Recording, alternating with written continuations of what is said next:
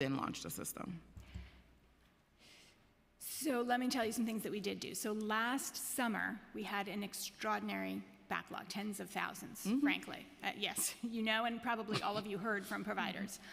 So we actually ceased some of our activities. This was before we had all of our new staff, and we focused on clearing that backlog. And we spent about 2 months just focused on that backlog to clear that out. We still didn't have our staff, the new staff that we needed, and we still didn't have an IT system. So over the course of a year, this was summer 22, we developed a backlog again. When we got our new system on May 22nd, we announced to the provider community that from that point on, all applications needed to be submitted through this online system. We spent a few more months with many, many staff still devoted to the paper backlog that we still had. We didn't want people to have to submit again, and we wanted to make sure that the system was working. We spent about 3 months and felt really confident that the system was working, and what we found was that our staff were spending a lot of time still on those paper. They weren't literally paper, but they were email attachments. It was very, very clunky and time-consuming. And we found that we were spending a huge amount of time on those. A lot of those applicants, as you can imagine, were no longer working in those programs for reasons that you have said. And so we recently, in the last couple of weeks, have said we think it's going to be best for everybody that we just move entirely into the online system. You're going to get a response faster from us. It means we can move all of our staff into the online processing. People will learn that new system, and we're just going to get faster and faster. So these were the decisions we had to make. Working our way through those email applications was going to take a long time. We wanted to test the system first. It really is working very well. As I noted, we've cleared more than 5,000 applicants since late May. And so those were the decisions we made, and I think we're really in a much better place as I'm describing. Just curious, how much staff did you have before? Because I know you said you added 40 staff currently. What was the number you were at with staff before? So this unit we have 55 people on board. So we had that minus 40. But I will say that what we had to do, because that was not enough people. So you have 55 now, or you had 55 before? We have 55 now, 55 on board now. We've got 8 in the onboarding process, just in our clearance unit. So what we were doing being, So you had 15 staff before? Yes. We did also have, we relied on temps. We relied on overtime. All of these were not good systems. Temps, people. Why did you guys only have 15 staff? Because we were not, as I noted in my testimony, we were given a large new mandated program, and we weren't. I know that was in 2019. Yes.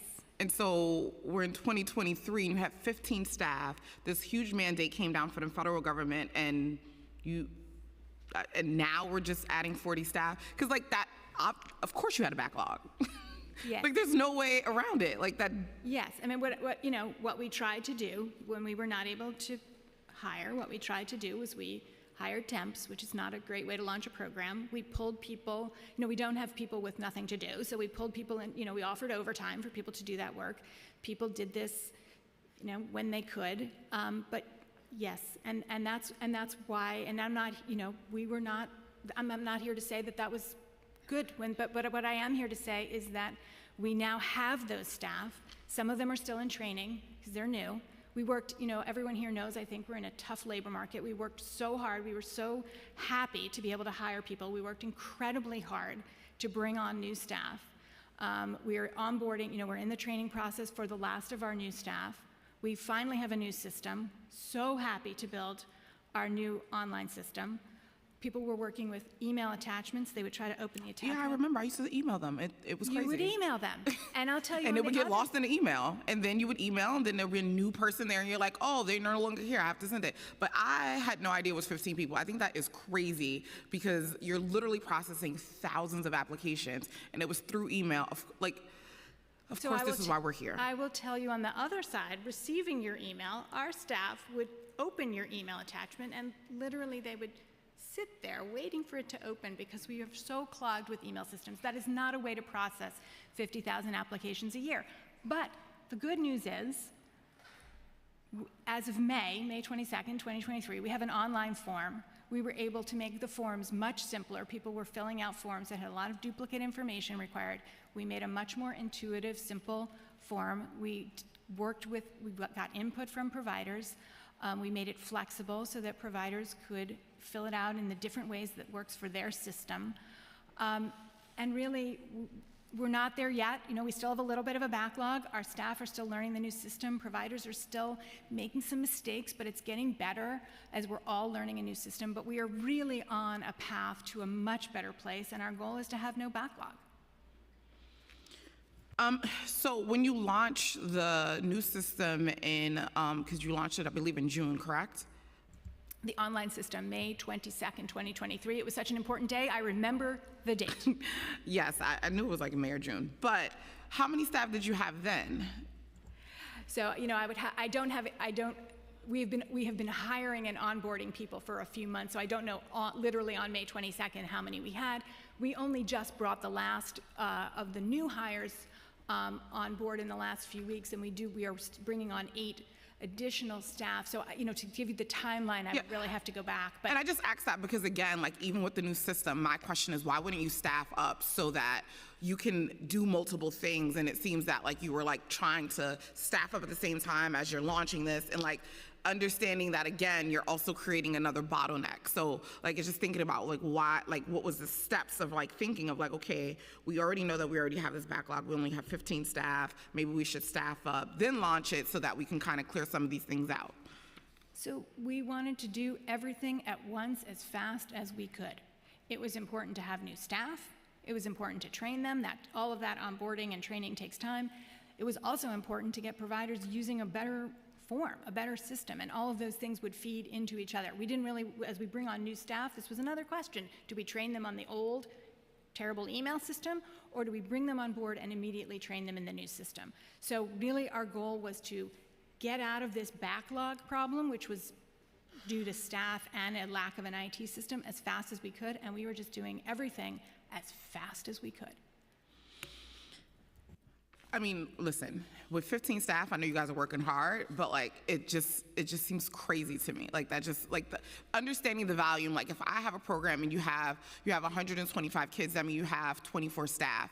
And so we have thousands of programs across the city, so that means you have you guys are processing thousands of applications. So it's just I guess for me that's probably the most mind-blowing thing that I've learned today around that. I do want to just note, you know, we did use temps. So it wasn't literally only 15 people. We were able to hire temps. But with temps... Even having a temp, like, that's very limited on what they can do because, one, they're there temporarily, and two, they don't know the system in full capacity. So... Absolutely. And the good news is we now have full-time staff. We are training the newest of our staff. We now have an IT system. As I said, our goal is no backlog. We are not exactly where we want to be, but we are on a trajectory to where we want to be and what the child care providers deserve.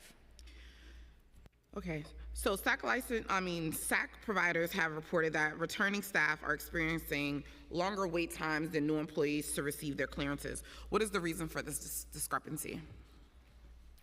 You know, I haven't heard of that discrepancy, so what I'd like to do is follow up with your office and maybe get a couple of examples. When we do have examples of things that are not working, we try to use those to see where we are continuing to troubleshoot. If it is a SAC program, I'm going to try not to be jargony, but as you know, that is in the state system, but we'll take a look at that, so I'd love to follow up and get some examples. Yeah, because and that's why I was saying in the beginning around, like, let's talk about how, like, what you guys are responsible for, because although it's the state system, they contract you.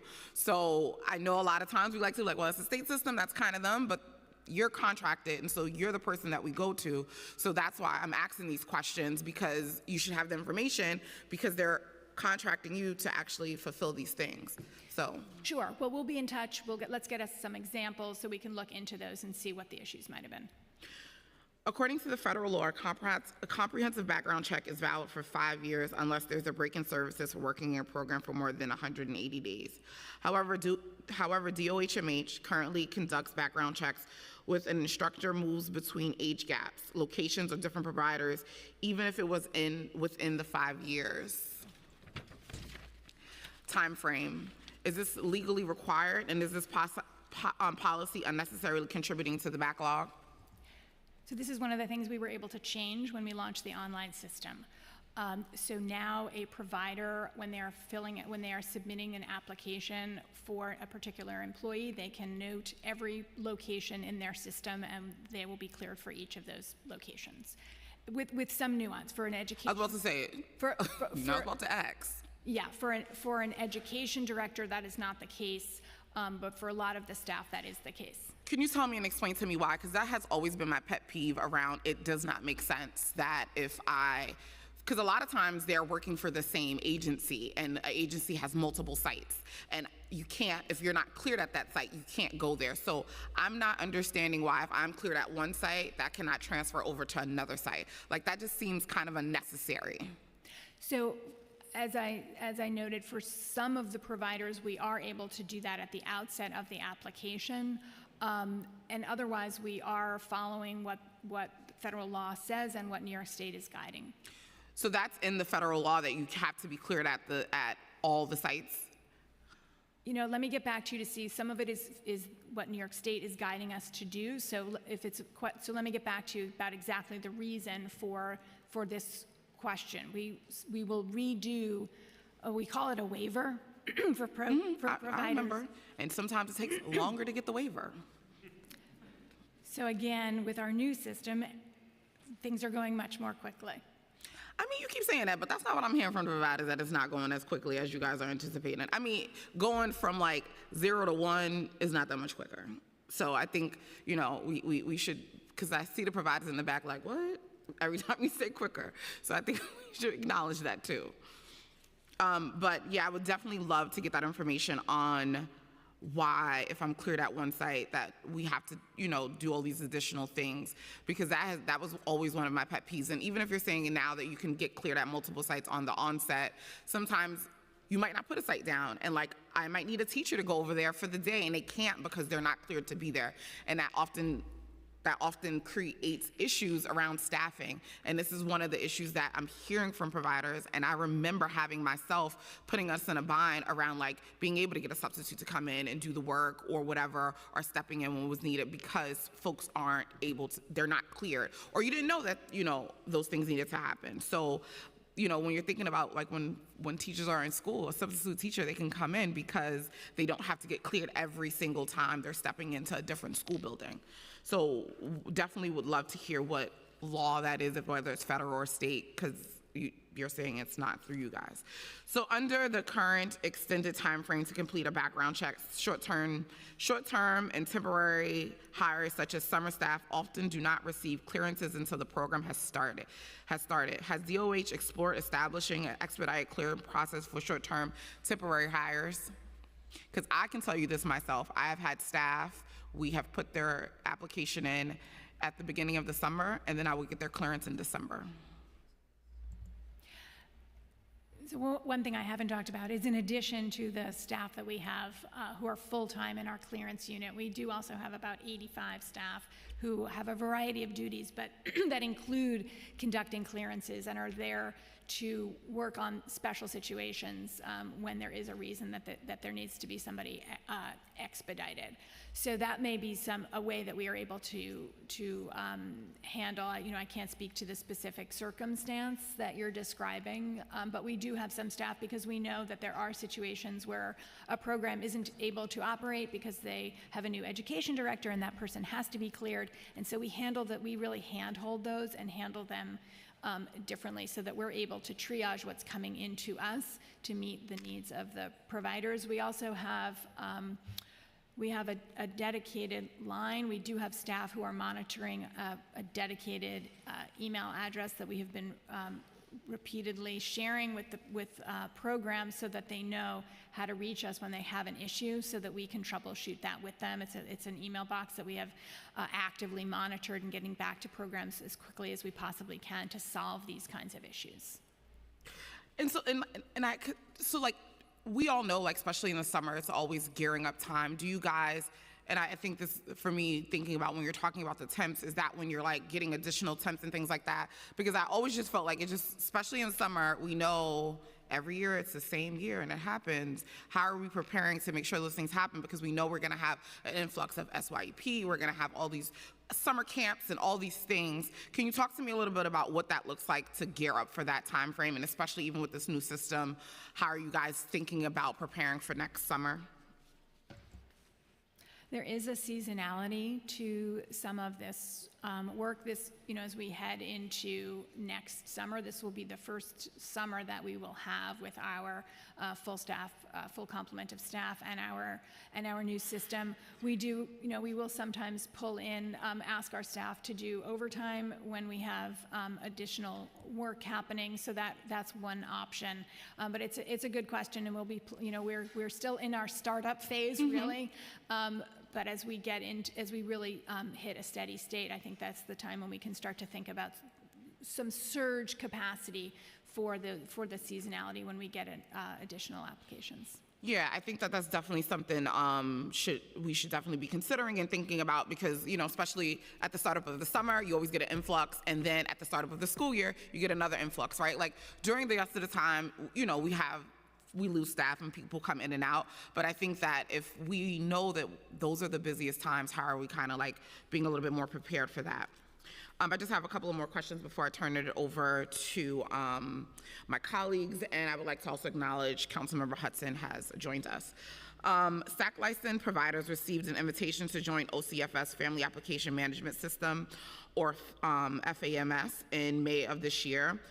They reported that while this protocol hasn't improved, there is no matrix to correct or changes their application after submission. As a result, providers are constantly reaching out to DOHMH for questions and guidance. Has DOHM explored on creating mechanics to allow providers to correct or add additional information?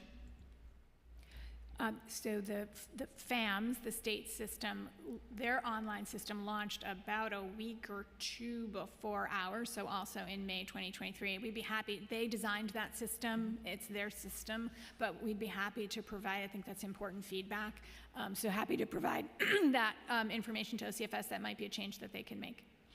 And so even with that, thinking about, they launched it, did they not consult you guys? Did you guys not have like conversations about it? It looked like you guys didn't give recommendations. How does this work? Because that just seems very strange that, they launched it a week before you guys, and why didn't you guys coordinate these things a little bit better? Just trying to figure out that relationship. So they did do some demonstrations of their new system for us. I mean, we were both, I think, trying to launch an online system as quickly as we could, and they were just a week or two ahead of us.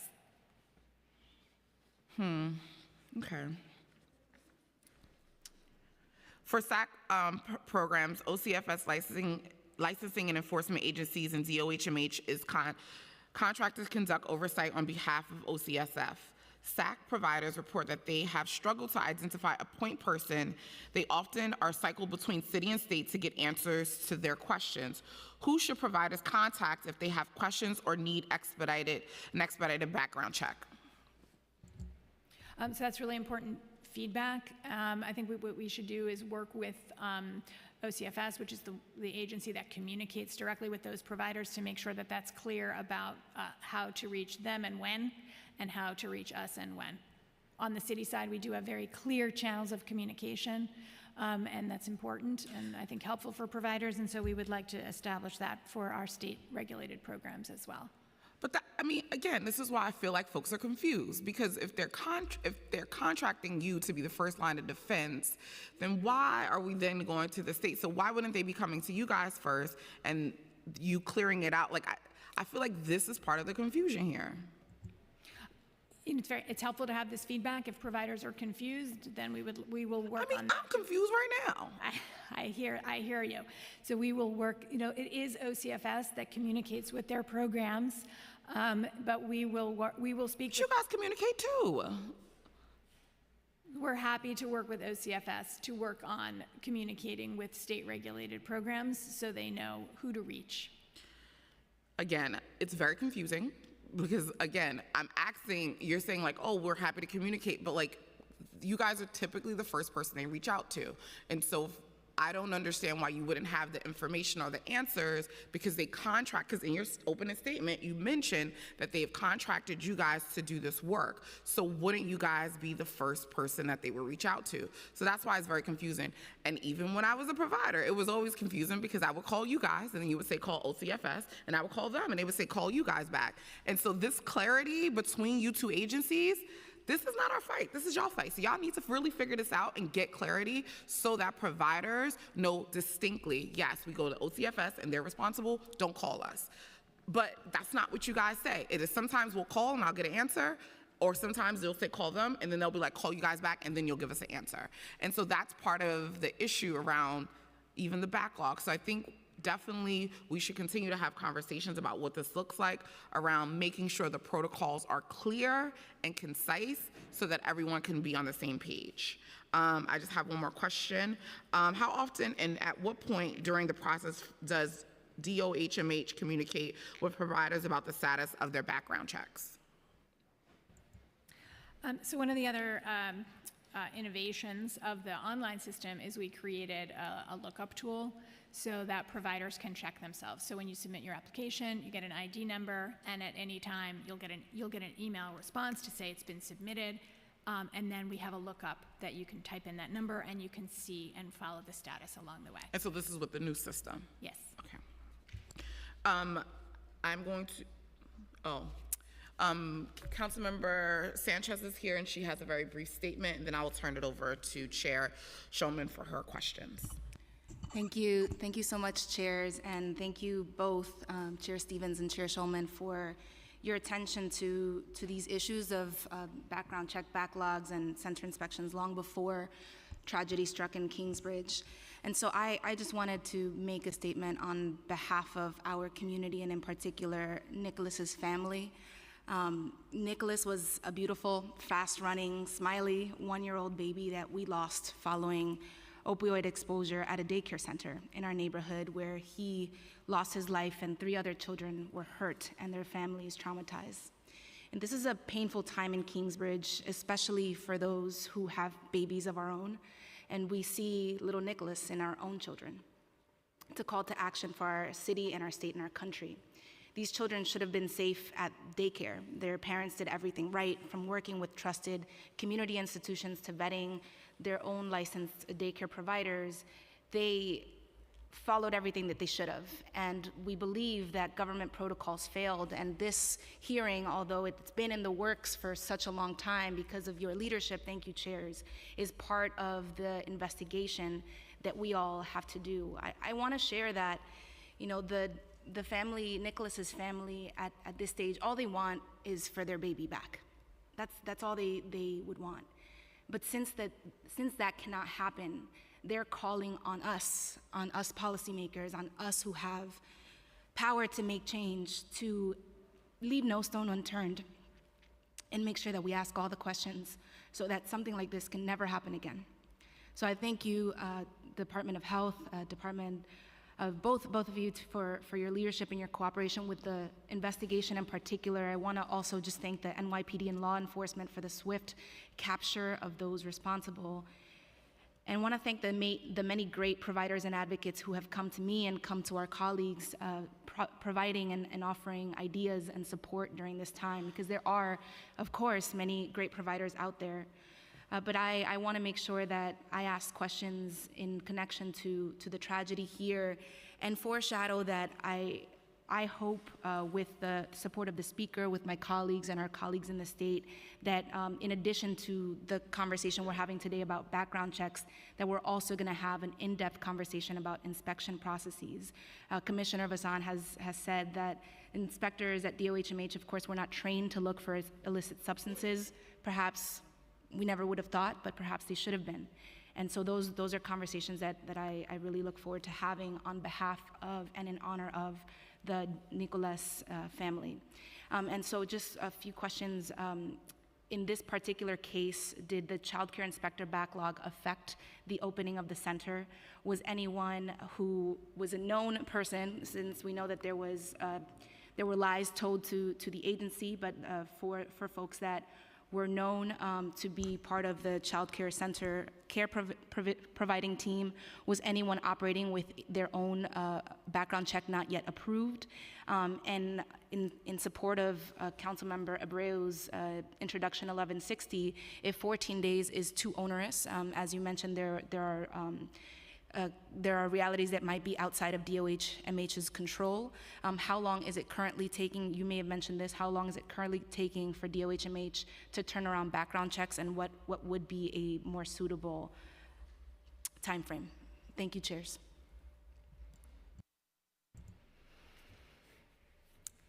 Thank you, Councilmember Sanchez.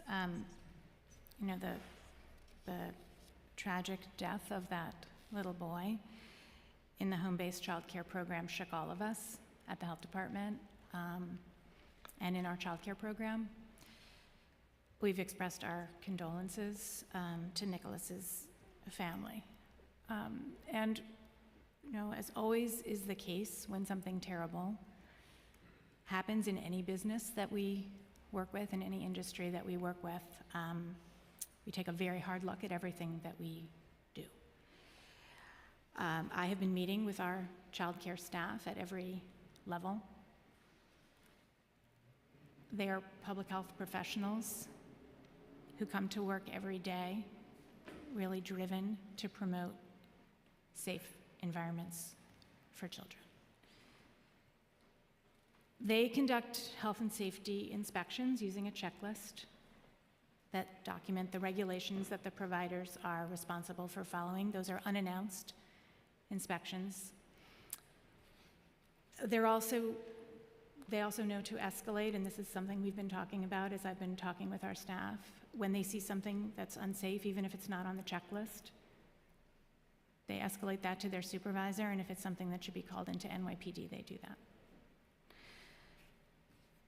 We know, as you have said, and we know from our work, that the vast majority of child care providers are working hard and creating safe and loving environments for children. And I want to reiterate that, as you have just said. It's so important for parents to hear that, and for the child care providers to hear that. I think it's been a very hard time for everybody. So we're thinking about what other important things are there for us to do. We're also speaking with OCFS. So I did just want to say that, and now I've forgotten your questions. Thank you, Deputy Commissioner.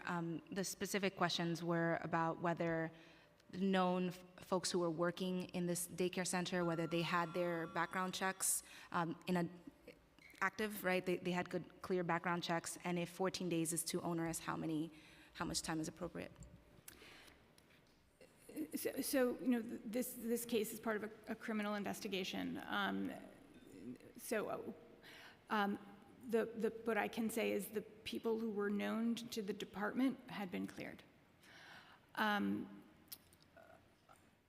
As for the timeline, you know, we do think that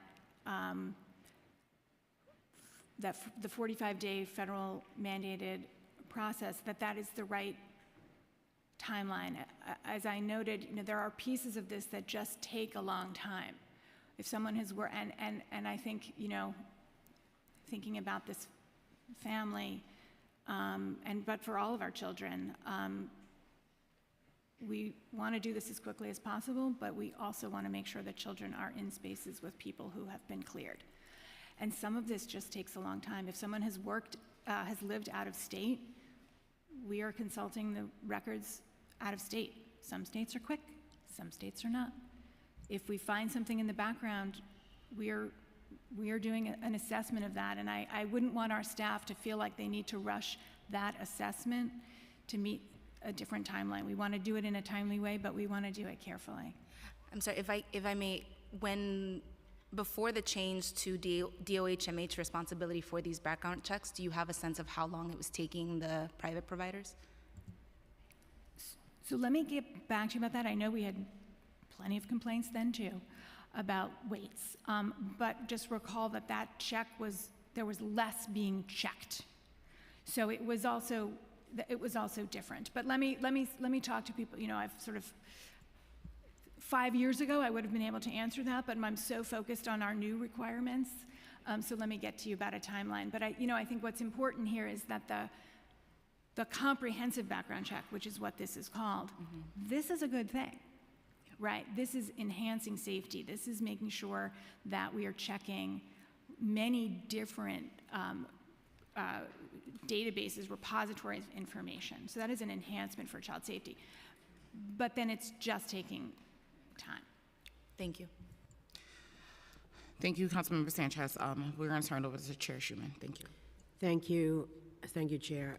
So I just want to go back for a second to a couple of things that Chair Stevens talked about, the confusion issue, because when she was asking you the questions, I was looking out in the audience and saw a lot of people, providers, I presume, shaking their heads and smiling. So there has to be a way that, and I know the state is part of it, you know, it's this back and forth between city and state, city and state.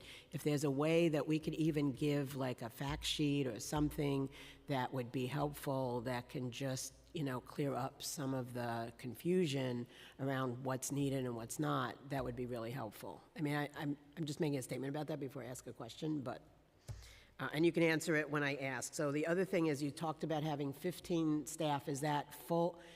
Is that, there's no? They're at 40, they're at 55. Oh, 55, I'm sorry. That was 15 before, sorry. Sorry. Is that, are there any vacancies there, or they're all filled? So in our clearance unit, which is people who are working full-time on this work, we have 55 staff now. We've got 8 in the onboarding process. They haven't started with us yet. We've got 5 openings. So we are, you know, if you know people ready to come. So 5 openings in addition to whatever you have onboarding? Yes, and then separate. we have, Okay. you know, we have, as I noted, we also have 85 staff who have a variety of duties, including doing this work, and that's where we can do some of the, you know, the opening when a program is opening, when there's an education director who is which is the leader position in the child care program, when there's a child care program that we have had to close for a safety reason. So we have other staff who have a variety of duties, but where they can also work on background clearances, but fully dedicated to the work.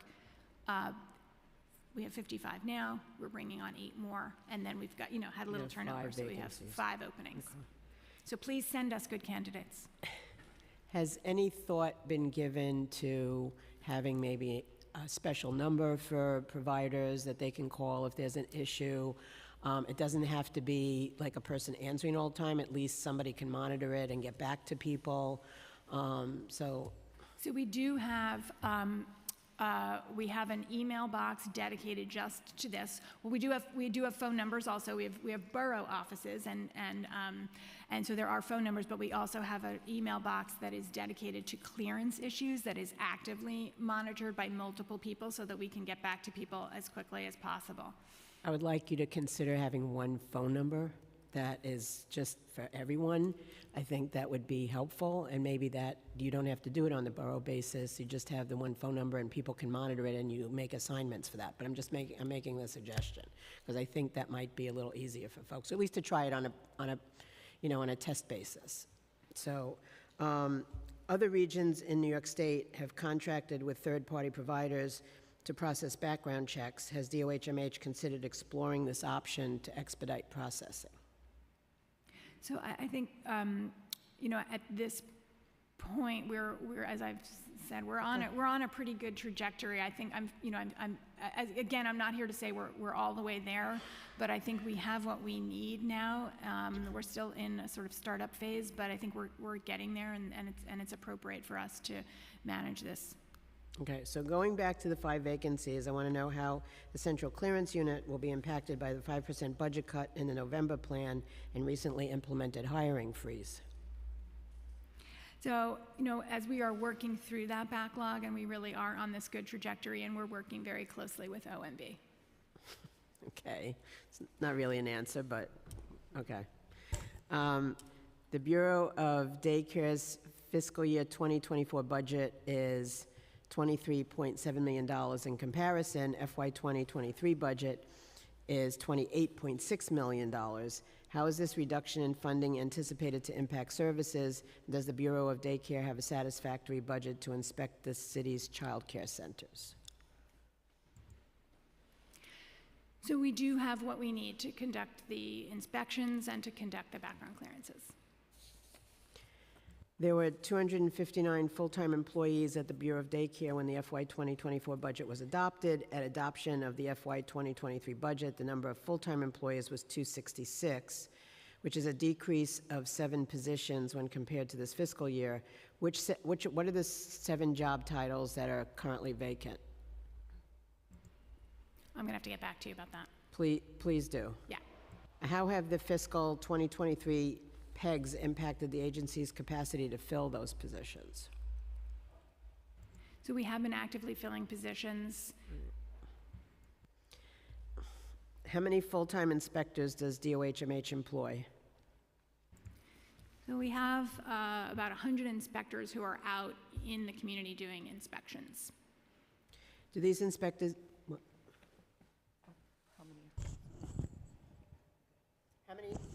how many of those inspectors are specifically for childcare? Those are inspectors for childcare. Are they also doing inspections for other things? Because I know at one point there was inspectors who were also inspecting childcares and also doing restaurant inspections, and they were different inspectors because there was a shortage. Those are childcare inspectors. So there's not people doing multiple inspections. We have 100 people who are doing inspections of childcare programs. Okay, you didn't answer the question, but okay. Oh, I meant to answer the question. Childcare people who are doing inspections of childcare programs are not doing inspections of restaurants. According to OCFS, in 2022, there were 9,692 registered childcare providers in New York City. Does DOHMH have enough staff to inspect these programs? Yes, we do. Based on the administration's plan to issue a hiring freeze and cut 5% of DOHMH's budget next month, how does the agency plan to ensure that the almost 10,000 childcare providers in the city are being adequately inspected? We are working closely with our OMB colleagues. Okay, I can see the road this is going. What is DOHMH's role in the inspection process for group child care programs that fall under Article 47 of the Health Code? So the child care centers that are under Article 47, those are the city-regulated programs. So our role is to issue permits and to conduct inspections and also to conduct the background clearances. How often does DOHMH inspect such programs per year? So we will inspect those programs at least annually as part of a health and safety inspection. We will conduct re-inspections depending on what we observe. If there are issues that need a follow-up inspection, we will conduct a follow-up inspection. We also have inspections conducted by early childhood education consultants, and those are sort of a combination of checking issues like staff qualifications, medical records, and also those staff are master's level educators, early childhood educators who have been education directors themselves, and so they also have a role in supporting child care programs in best practices, reviewing curriculum, that sort of thing. I've been on these inspections, and they're really terrific. Okay, does DOH conduct surprise inspections of Article 47 programs? Our inspections are unannounced. So, because in the case of this particular situation that Councilmember Sanchez mentioned, they had a surprise inspection, right? Was that by DOHMH? Yes, so our contract with OCFS is to conduct inspections. We report those findings to OCFS, and we conduct, those are also unannounced or surprise inspections. Is there a difference between a regular inspection and an unannounced, or it's the same criteria that you look? Yes, it's the inspection. It's just that we don't say in advance that we are coming. It is just unannounced. Okay. You could say surprise. We just say unannounced. Okay. What is DOHMH's role in the inspection process for group family and family daycares?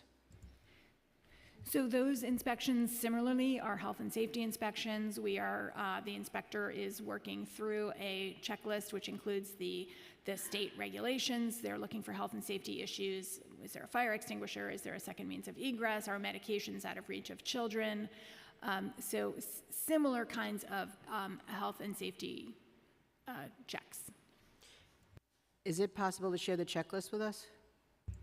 Yes. Okay. Would love to see that. Does DOHMH conduct inspection? You conduct it on behalf of the State Office of Children and Family Services, right? Correct. And we report our observations to them. Is that a legal requirement, or that's a policy decision? That is what so these requirements, so the requirements for Article 47 programs are in the New York City Health Code. The requirements for family daycare programs, home-based programs are in New York state law. OCFS is the regulatory agency charged under state law, and they issue a contract to us. Okay. So what is DOHMH's role in the inspection process for SAC licensed programs? So SAC programs, as we've been discussing, are also under state authority. Our contract with OCFS has us conducting those inspections. So it's a similar review when we go, and it's also an unannounced inspection, checking for those health and safety requirements and reporting our findings to the state. Can you describe the training that inspectors receive to do the inspections? Yeah, sure.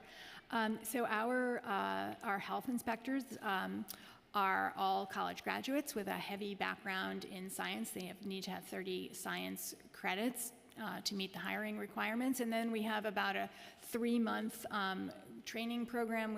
There's a classroom training component, and then there is experiential training where they will shadow more senior inspectors, and then as they grow, they are out there but being shadowed, and then they're ready to be out on their own. And we just had a new group starting this week. I just went and met with them to welcome them yesterday as they have started their training. Why do they have to have a science background? Why do they have to have 30 credits? Because that seems like that would be a barrier to put up and would be a reason why you're having trouble hiring. So that is a state law that dictates the public health sanitarian requirements. How often do the inspectors receive refresher trainings? So we have an active in-house training unit so that we have opportunities for in-house training. So I don't know, I'll have to get back to you to see if they have a regular cadence of training, but we do have a unit that is devoted to ongoing in-service training for our staff. So when you have them, and I know that this particular case where the child passed away is under investigation, but in general, when something happens like that, do you go through what the inspection was and all that? I'm just asking the process. I'm not asking for the specific findings of what happens in those particular circumstances. So I'm trying to think of how to answer the question. You know, anytime there is an inspection where there is a question, there is a conversation with the inspector, or a review of the documentation, a review with the supervisor. Is there, when they do the inspections, there's just one person that goes out? Yes. And then those, about how many inspections do they do in the course of a day? I will have to get back to you about that. What I'm trying to get at is, are there a lot? Are they overwhelmed with what they're looking for? That's what I'm trying to figure out, the workload. You know, I will say that we are all busy. But, you know, it also varies. A program that is, you know, an Article 47 program that has many classrooms, many children, is going to take longer than a small home-based program. A program where we find a lot of deficiencies is going to take longer than a walkthrough of a program where things are in good shape. So there's just a lot of variability. I just want to make sure that they feel they have the time to do a thorough inspection. That was... The training is to do a thorough inspection. There are no mandates to do a certain number a week. We have, you know, our goals are to meet, to do at least one annual inspection a year, but we are staffed to do that. And as I noted in response to Councilmember Sanchez's comment, as I have been out talking to our staff, I just felt really reminded of how much they are out there it is important to them. They know how important this work is, and I don't have any reason to think that they are feeling pressured to get in and out of there, if that's what the question is. I have one more question before I hand it back to Chair Stevens. When staff are pending approval and DOHMH conducts an inspection, is the provider penalized because their staff has not yet been cleared? So there needs to, the education director, who is the lead at the program, needs to have been cleared, and that's why I noted that we've got staff who are sort of there to handhold and expedite those, because that's how the program can open. For other staff, so long as they have submitted the application to us and they are under supervision of a cleared person, there isn't a summons for that. And you know, we know that too is a burden. I don't mean to say that it's not, and that is why we are just so happy that we're not there yet, but that we are on a trajectory to getting where we want to be. All right, now I'm going to hand it back to Chair Stevens. Thank you very much, Deputy Commissioner. Well, thank you. I know DYCD, I have questions for you. Don't worry, I'm coming. But I'm gonna create space for my colleagues, and I'm gonna turn it over to Councilmember Abreu. Thank you, Chair Stevens and Chair Schulman. First, I would like to open up by thanking you for your testimony and your feedback. First, I would like to push back on 1159. The intent of 1159 is to utilize the online system. We're not asking for you to have a phone conversation for each background check. That's not the goal. In fact, we want to move away from that. We want to be efficient. If DOHMH is already checking the DOE system where applicable, then we would want to codify that and explore how we can go further. And we look forward to discussing that offline. But I do have a question on Identigo.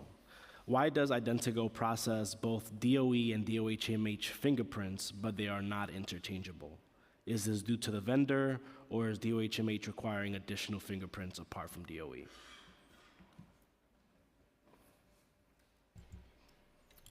I'm going to have to get back to you about that. I'll say that Identigo, the health department, engaged Identigo, which is a third-party provider, which has outlets all over the city and elsewhere, as a way to make it easier for providers to get fingerprinted, so that there are many, many locations, which had been a barrier to clearances in the old system that Councilmember, you had asked me about, the pre-CCDBG system.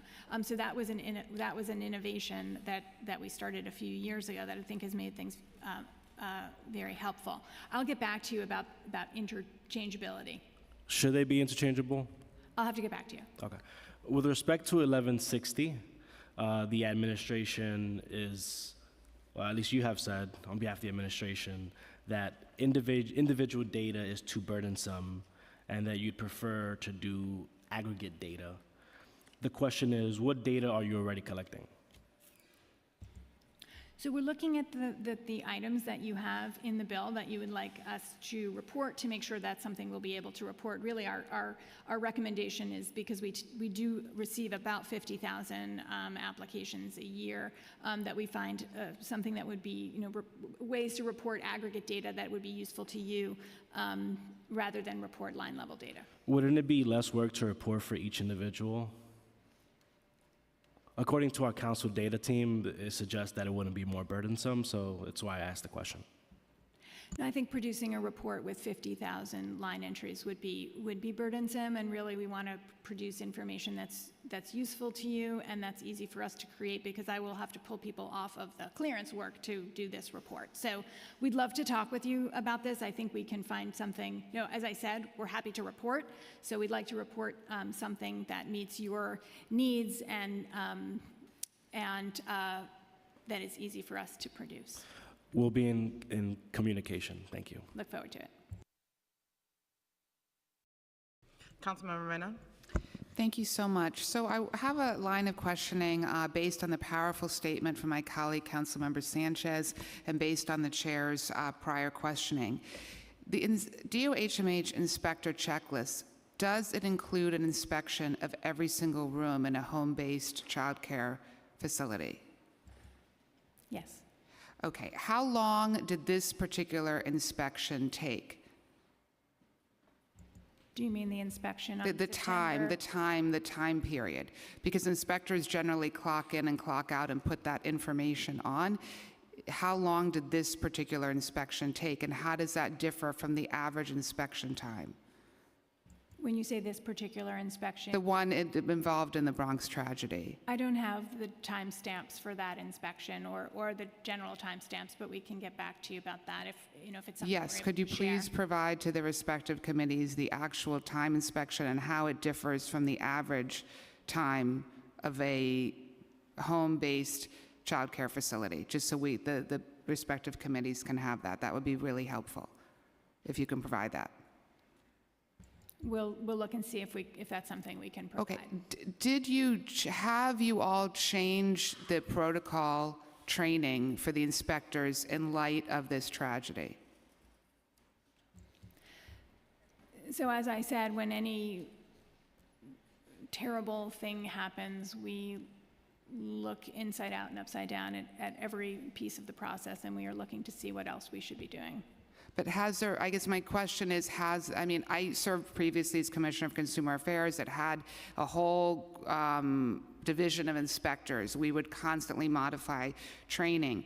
Have you all modified the training that's given to these particular inspectors in light of the tragedy, and if so, how? We're looking to see what other training we might need to do. Okay, I understand there's an active criminal investigation. I certainly understand that, but I can't impress upon the fact that I think, given what happened, there needs to be a modification of the training. So, for example, when these inspectors are going into every room, how long are they taking? What are they exactly looking for? And given the scourge of fentanyl that is existing in the city, what can be done to improve the training process? So as I said, we are reviewing all of these issues and to determine what other things we might want to add. Have you all looked at how other cities, in terms of their inspection process, how are they dealing specifically with the issue of fentanyl, and are there best practices that we in New York City can learn from other cities? This is part of the review that we're doing. We will be looking at other jurisdictions as well. Okay, all right. I'm going to go in a different area with the little time that I have left. So an EDC report from last December acknowledged the issue of obtaining second floor and basement space for child care centers. The administration shared that it would be developing additional guidance from FDNY, from DOB, from DOHMH for property owners. What are the latest developments with that? We did develop a guide, I think this was in response to your legislation, council member, for property owners so that they could market their space to childcare providers, which does address some of these issues about where a childcare program can be located on which floors. So there is this additional guidance, and it has been disseminated. There is this additional guidance. Let me check and see how we have disseminated this. This was really addressed towards to property owners so that they can engage with childcare programs. So let me get back to you about the details of how that has been disseminated. Okay. My office has heard that DOHMH, DOB, and FDNY all do not want to take responsibility for providing second floor or basement space permits for childcare providers. Why doesn't DOHMH take that central authority, given that it is in the health code? So there are requirements in the health code about where a child care program can be located. Those are key fire safety measures. Then we consult very closely with FDNY to make sure that the health code sets out appropriate requirements so that if there is a fire, children will be safe. Okay. All right, those are my questions. Thank you very much. Thank you, Councilmember. Councilmember Ariola. Thank you, chairs. You have 100 inspectors that go out, and there are 9,692 providers. So did I hear correctly when you say that the inspectors go out annually, and then you kind of rely on a good faith of the providers to see if anything has changed within their daycare center or school during that period of time? So our inspections are unannounced inspections, at least annually, and those are point-in-time inspections. Child care providers are responsible for following the health and safety rules at all times, and the inspection is designed to be a point-in-time check to see whether they are following those requirements. If we observe something that requires correction, depending on exactly what it is, the severity of it, we will go back out to make sure that that's corrected. On September 6th, when the inspector went out to this daycare location where Nicholas Dominici lost his life and 3 other children were sick, was this inspection generated by a complaint, or was it in standard operating procedure? This was a routine unannounced inspection. I want to go back to Councilmember Menon's question, because it is actually a question I have here on my page, and I don't really think that you answered it appropriately or specifically enough, because the quote from your commissioner for ABC News that I saw was that your inspectors are not trained in fentanyl detection. And maybe they should be. Maybe. How committed is the DOHMH to providing that type of training if your commissioner is saying maybe?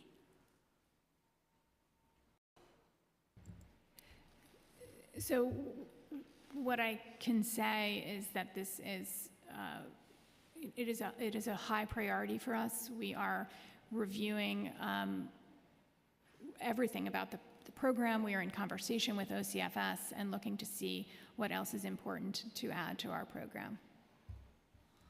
Okay.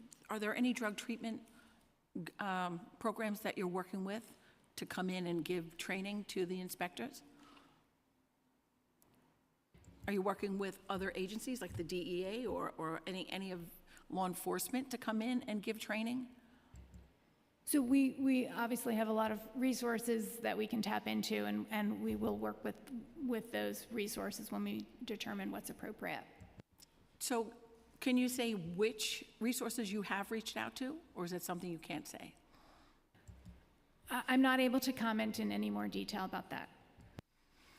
Okay, I want to go back to the background checks. What triggers a safety assessment when you get the background check back from any one provider about a person who's working there or living there? Yes, so, so as I as I noted, a part of the CCDBG requirements is that if there is a flag in the history for that particular applicant, that we do a safety assessment. So there are certain crimes, that make it a mandatory disqualification. I do want to assure everyone this is rare, but it does happen. So arson, child pornography, that person is not able to work in childcare. So we do a review of that, and that's a mandatory disqualifier. It could be that there is a finding that a person jumped a turnstile. That requires an assessment, and that person may not need to be disqualified from working in childcare. Someone could have a DUI. There are certain restrictions you can put on the person. No working with transportation. Everybody in the child care program has to be cleared. You can be an employee who works when there are no children present. So it is really an assessment of the particular circumstances, and you can imagine how important this work is. We are identifying whether a person can work with children, and we are also assessing whether this person can pursue this job. And are they able to work while this is being ascertained? Since there is a backlog, are they able to work until the background check comes in? So I want to get this right because it's so important. So let me find out exactly what happens when we get this, what we would call a hit, and how we communicate that, and sort of what that time period is. So let me get back to you about that. No, it's really cut and dry. If my background is being checked, am I able to work at a daycare center while I'm awaiting that response? So the person, a person has to be fully cleared. At least the education director has to be fully cleared. A person can work so long as they are under constant supervision of a cleared person, so they're not alone with children while we are processing. I misunderstood what your question was. So that is the safety mechanism. And as I said, that doesn't get us all the way where we want to be. That is also a burden on the child care program, that person can't work independently. And that's why we're really happy that we are in a better place. We're on a trajectory to improvement, and we'll be able to get those results back faster to programs. Okay, and I just have one last question, just to indulge. Were there any complaints on this particular location prior to the inspector going, even though it was a routine inspection? Were there any complaints made about this particular daycare center? You mean the program, the Yes, family the program in the Bronx? Right. I don't want to misspeak, so I need to have my staff confirm before I get back to you. Thank you. Councilmember Velasquez. Thank you, Deputy Commissioner, for today. I have a couple of questions, and I kind of need to echo the sentiments of my fellow colleagues here, especially when it comes to the checklists and the reliance so heavily on this, and yet there's no real confirmation of how are we considering revising this, given the fact that we know what happened and we understand. So, I mean, even given the circumstances, has anything changed within the last even couple of weeks? We understand that you do have to have a formal review process, and we do understand that much, but at the same time, there are daycare centers, and these are our children. It's all of our kids, and it's on us, and we want to make sure that besides the long-term version, what is your short-term right now? What are you doing with the checklist right now? In addition to that, you did mention a reliance on a lot of state guidance. Is there an opportunity where you have seen where we can advocate here through a resolution where we can actually work with our colleagues in state government to modify those guidances to accurately reflect or to go to issues that haven't been addressed that your inspectors have seen?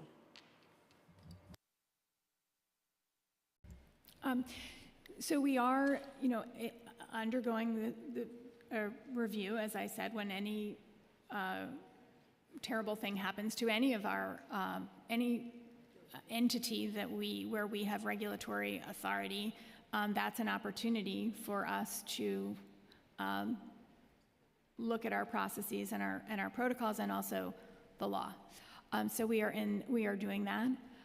As I have been out meeting with our inspectors, I have heard from them about the thoroughness of their inspection and how they do look for safety issues, even if they're not on that checklist, and they do know to escalate those to their supervisor and to NYPD. As for communicating with the state, we do work very closely with OCFS. We are in conversation with them, and we would be, we have a very good relationship with them, but we would be happy to come back to council if there are areas where we think that your advocacy might help. We're happy to, I think it's a good idea, and would like to engage with you about that if we feel that's necessary. Okay, and then in regards to inspectors, I have several questions. You had mentioned that you do have 100 inspectors dedicated, and it looks like it's 9,000 centers that you are inspecting annually. What kind of metrics do you have for these inspectors, specifically time performed? In addition to that, what kinds of behaviors have you noticed with inspectors, i.e., if they are overwhelmed, what kind of mitigations do you have for them? I didn't catch can you repeat the first part of your question? The metrics for inspectors? Oh, what kind of metrics do we have? So we do know the caseloads for inspectors, and we review those regularly to determine whether redistributing some of the workload is needed. Inspectors have worked closely with their supervisors to make sure that they are able to complete to get to their caseload. We're monitoring very, very closely that we are meeting our goals to inspect all programs at least once a year, and to get back to those programs where we do find a deficiency within the timeframes to do re-inspections. So we do have quite a lot of metrics, and we are monitoring those very actively. Okay, thank you.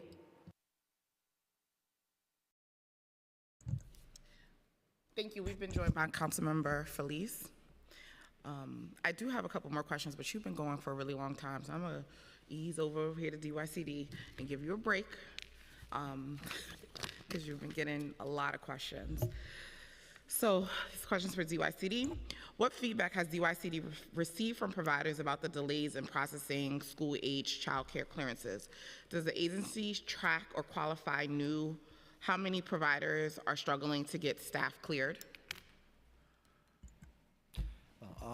First, good morning to all. My name is Daniel. Hold Can on you hear me? I can't hear Just want to you. make sure. Sorry. Great, thank you.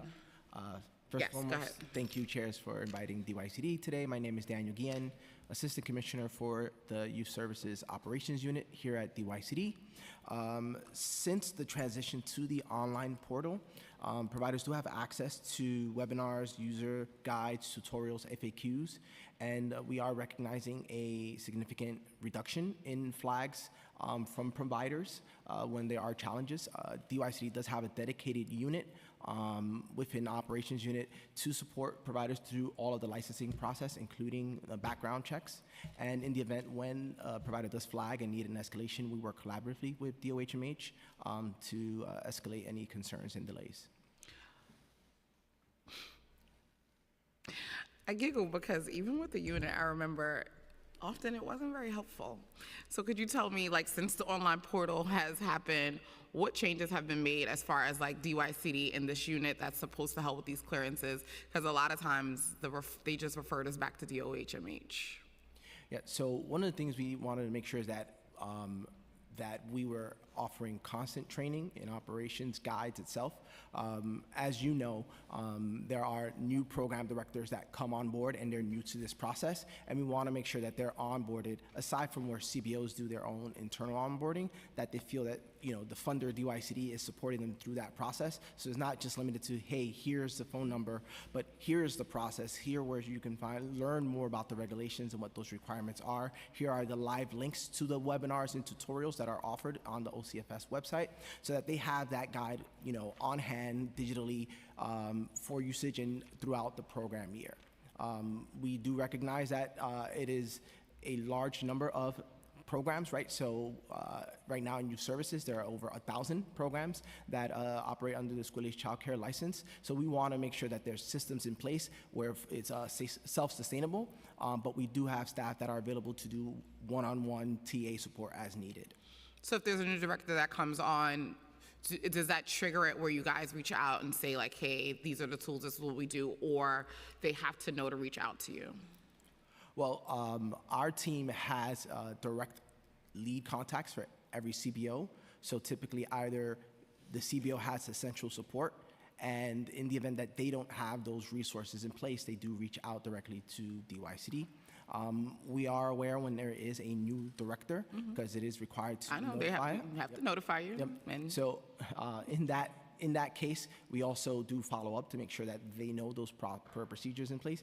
In many cases, it's that it's a new director, but they're from another CBO, so they're very familiar with the process. what supports has the DYCD offered to providers struggling with background check backlogs? I mean, I know you just talked about like the unit, but like what other supports? I know you said there's a couple of webinars, but when we're talking about sometimes when clearances are just taking really long, does that kick into the unit? Do you guys reach out to the state or DOHMH? Do you guys do some of that work? Yeah, so we do have constant communication with the team at DOHMH, the Bureau of Child Care, and have active conversations and flag when we are noticing that providers are continuously reaching out to us, aside from the first step of just redirecting them to DOHMH. If we notice a pattern, if it's more than one program within a CBO, then we know there's a need to escalate. And what does that escalation look like? Well, I mean, it's a case-by-case basis, right? And, there may be, background checks, and maybe the lead director that requires, it's a new director that now, there's a change in director in the SAC license, which is a much more thorough process. Let me tell you, it's the nuances. terrible. That so change in SAC license is like exactly. terrible. So it does require thorough review on our end based on the knowledge we know from the provider, and also, what capacity and supports that they have internally to make sure that they're able to implement and reach out to the right people to solve their issue. So, and just thinking about what the new system that was launched in May, what was the communication like between DOHMH and DYCD? How soon were you brought in on board when they were changing it with the state and then with the city? Like, what did that process look like for you guys, and what communication did you guys have? So as we begin to learn that the system was being implemented, we began regular communications with DOHMH to really assess what that impact would mean for our programs. We were excited to hear that the process was moving into an online portal, because we know that would streamline processes and hopefully reduce the number of backlogs and the number of inquiries that would come our way to help escalate to DOHMH. So as we went along, we wanted to make sure that our providers were aware. So as soon as those links were made available, we were making sure that we were communicating out to those CBOs to access those tutorials, access those web links, and communicate with DOHMH, because that is the centralized process. It wasn't something that we were leading ourselves. And so just even thinking about the process of when it was coming online, was there a time for you guys to give feedback to DOHMH, and were you guys like working collaboratively together, or was this something that was done totally separate? I mean, there's been ongoing conversations for a long time between both of our agencies just about the process itself, because we've been engaged so consistently in helping providers, so that when the system was coming into fruition, it was something that already ingrained in our minds what expectations, what hopes we really wanted to drive home in the system. What communication has DYCD had with OCFS about the impact processing delays have had on providers? So because DOHMH is that lead agency, we do begin direct contacts, but we've had a number of meetings with OCFS. When we did learn about the new system, we did have that conversation with DOHMH and OCFS. So when it was first revealed to us, OCFS was a part of that conversation. SAC providers report that they don't have enough cleared staff. They cannot meet the full rate of participation for each classroom. This has a negative impact on their Vindex rating. Does DYCD take this under advisement, and how can the agency adjust ratings on the account for staff deficiencies? So yes, we are aware that the annual evaluations impact a provider's Vendex or passport rating. We want to make sure that programs are operating at the correct and required ratio, because safety is paramount and accurate supervision is paramount to a safe program. When we do recognize that there was a delay in staffing up and having appropriate staff, we did allow providers an opportunity to ramp up enrollment as clearances did come through. We have been engaging in conversations with CBOs, first with a survey, and we hope once we have that survey completed to share with you all, just really assessing the full impact over the process, and really rethink what that may look like in the future in terms of the ROP and enrollment indicators.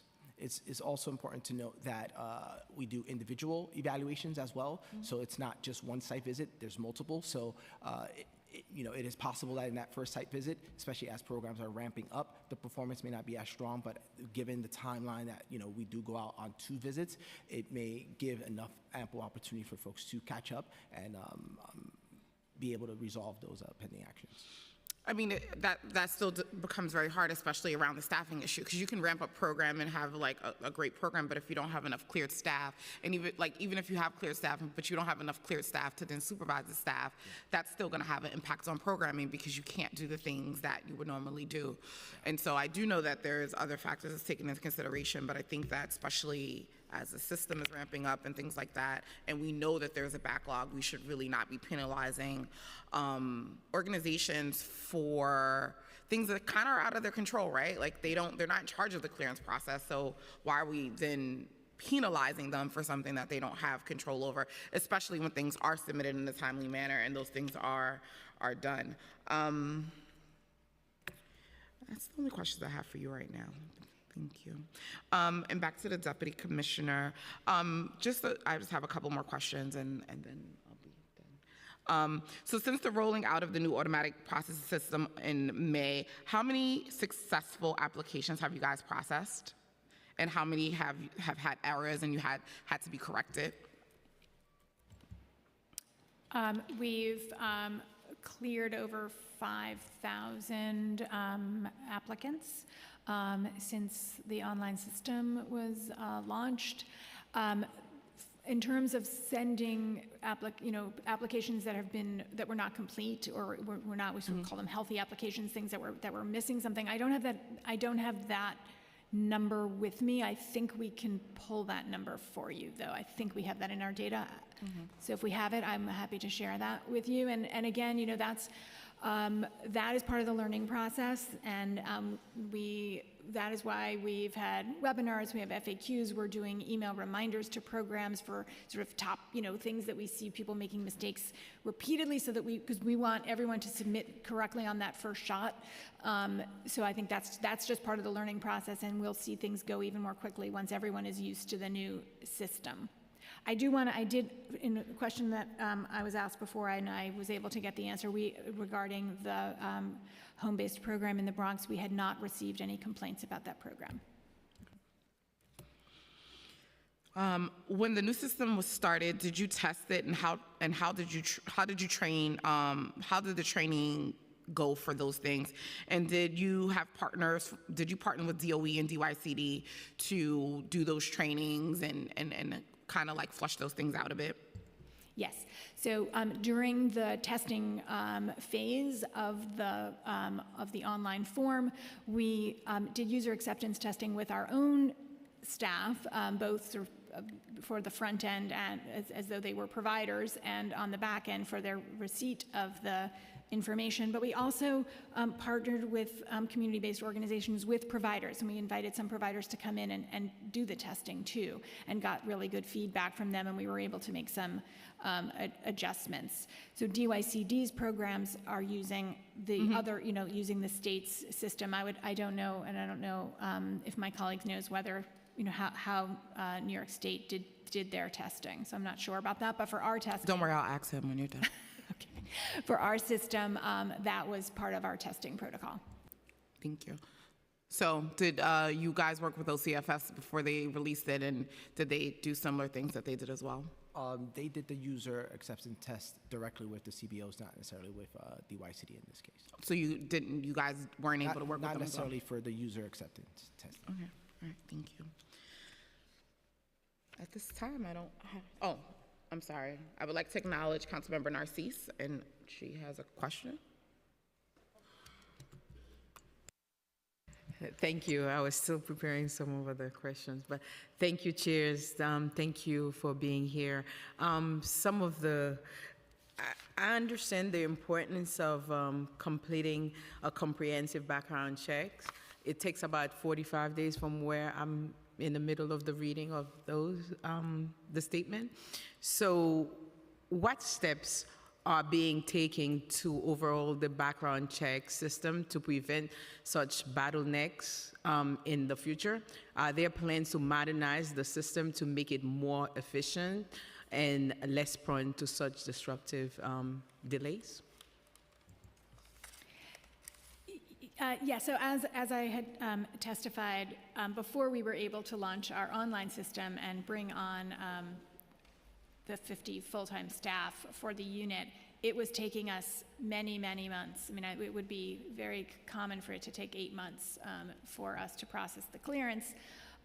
We had really tens of thousands of applications in our backlog. Since we've been able to hire full-time staff and really build our program and launch an online form, those processing times have dramatically increased. Now it takes us about 36 days to process an application. Federal law provides 45 days, and there are some circumstances where we do absolutely need that full time. Not everything is in our control. I think that as all of our staff are trained and we get better and better at using these new systems, we will eliminate the backlog entirely. We now have only about 140 applications in our backlog. So things are really on a positive trajectory, and we expect to just continue to troubleshoot, refine our process, and get better. So we are in better shape, that's what you're saying.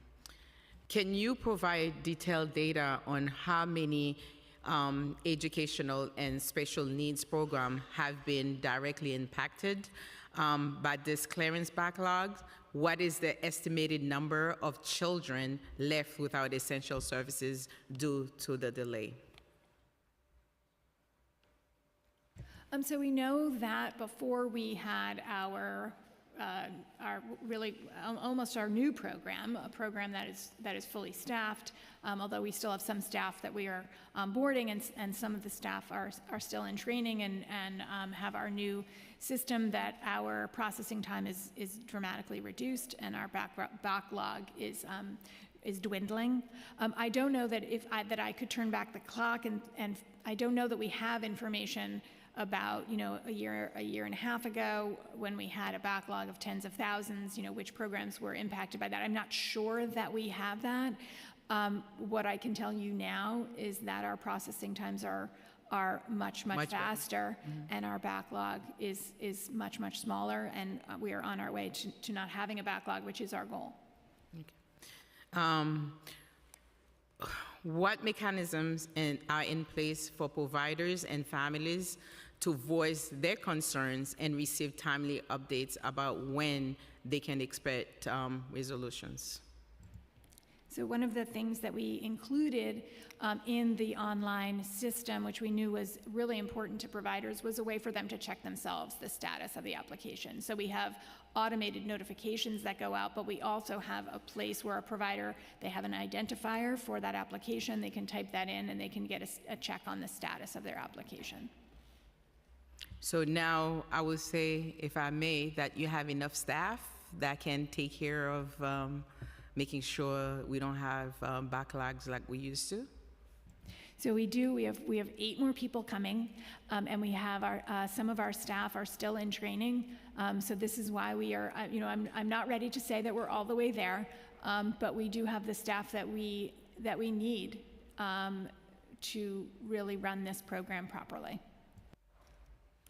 My time is almost up. One of the things that, as a mother of four, I'm always concerned about the safety of our children in New York City.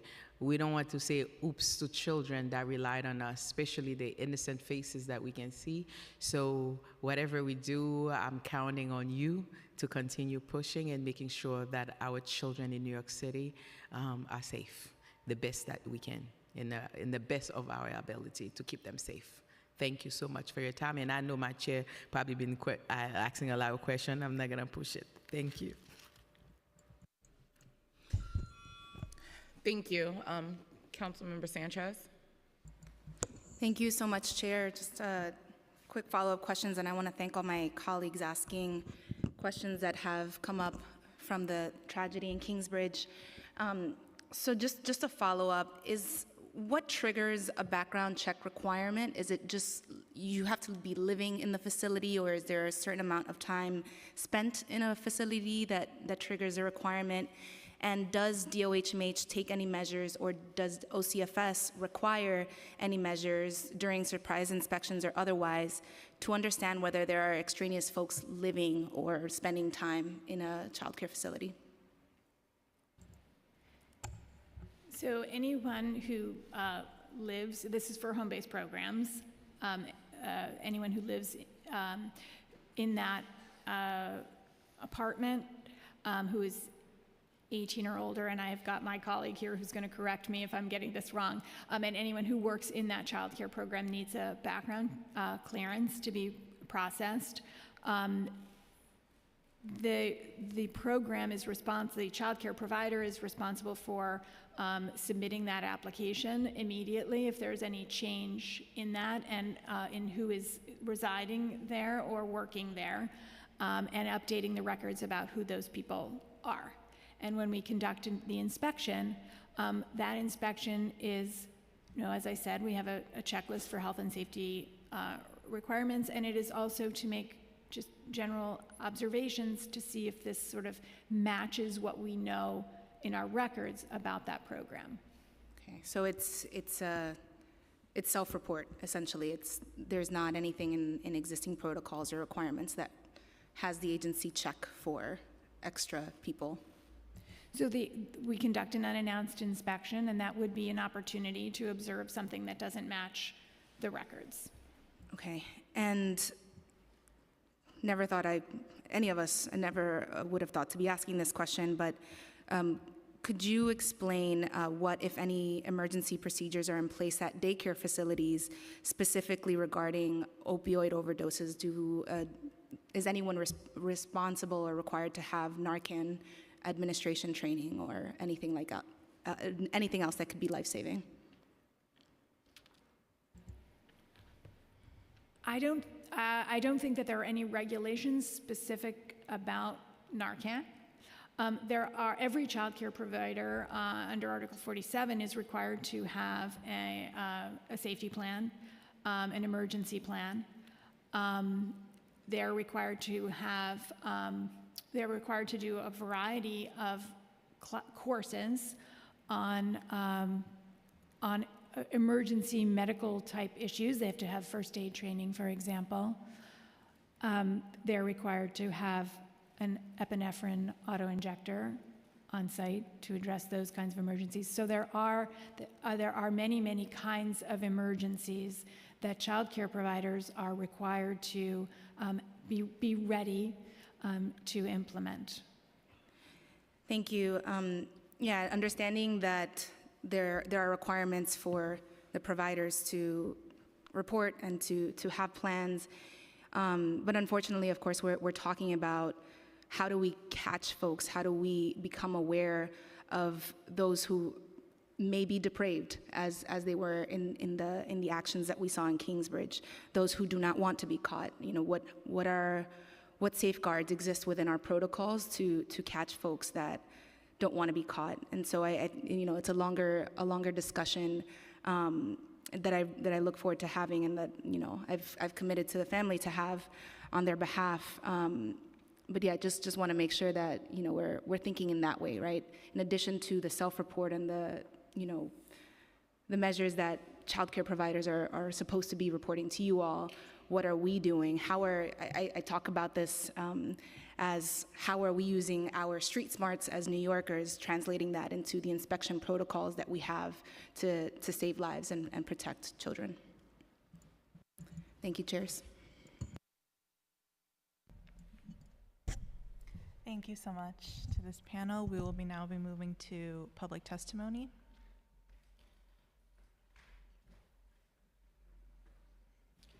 We will be limiting public testimony today to 2 minutes each. For in-person panelists, please come up to the table once your name has been called. For virtual panelists, once your name is called, a member of our staff will unmute you and the sergeant at arms will set the timer and give you the go-ahead to begin. Please wait for the sergeant to announce that you may begin before delivering your testimony. Our first in-person panel will be Nora Moran, Faith Biham, Gregory Brender, and Alok Rai.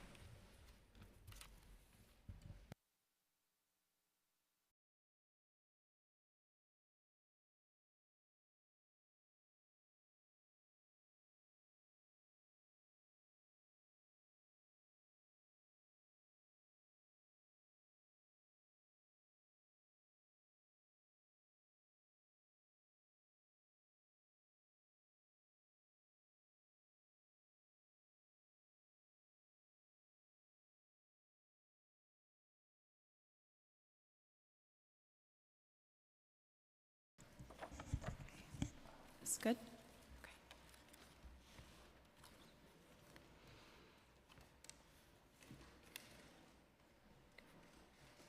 Should I start?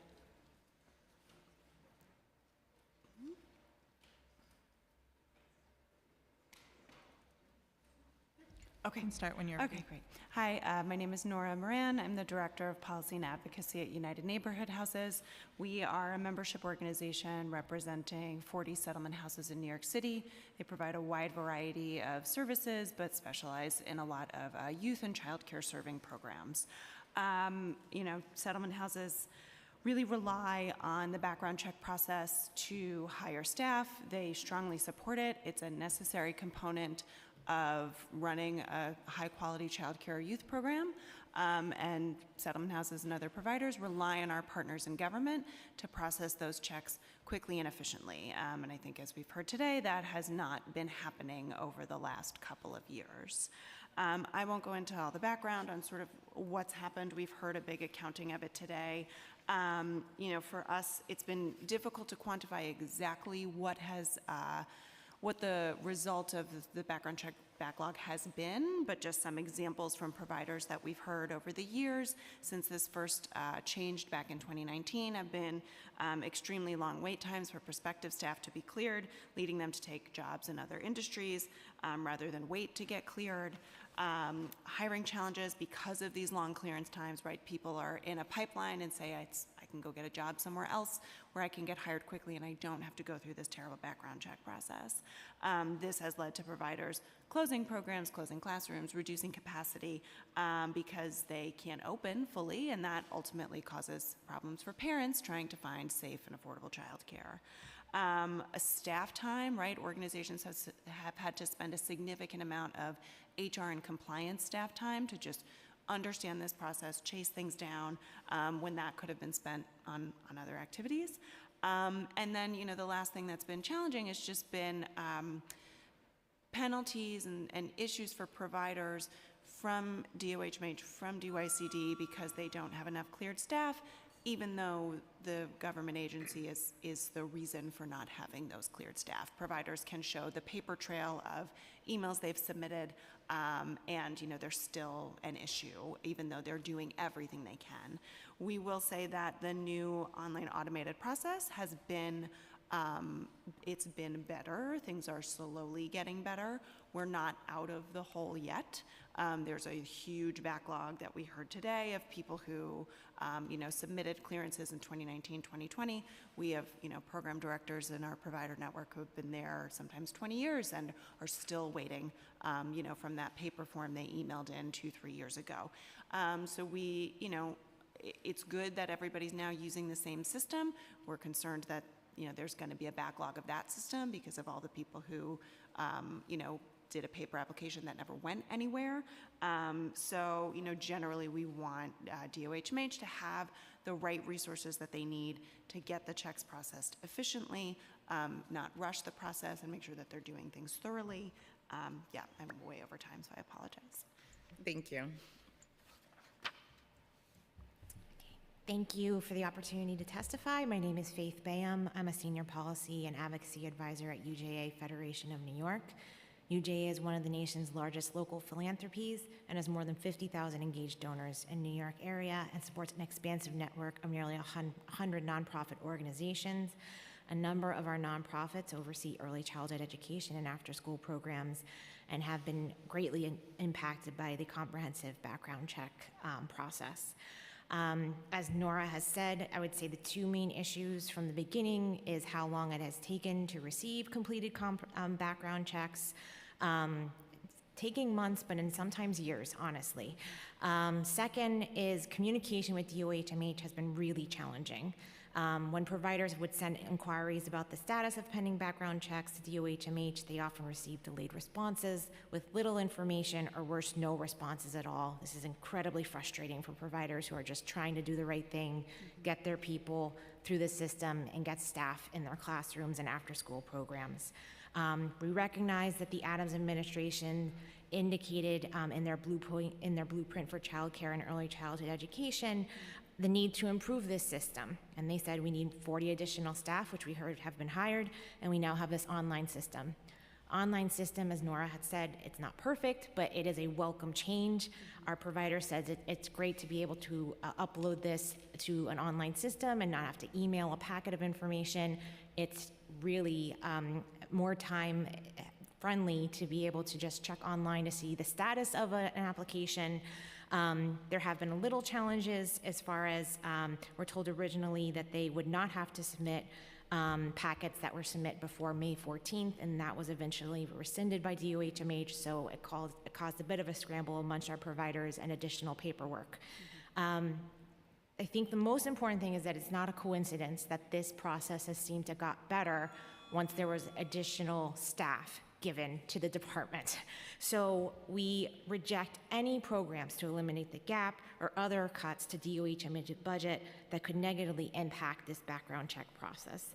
And we understand hearing that it could take longer than the 2 weeks, but we have been advocating to have at least try to commit to a 2-week turnover for the background checks and to notify providers within 48 hours when background checks have been completed. I just want to be clear that all of our providers support rigorous background checks. They want to keep all of the kids in their care safe. But we need our partners in government to process those checks quickly and efficiently in order to maintain the high level of services they provide. Thank you so much.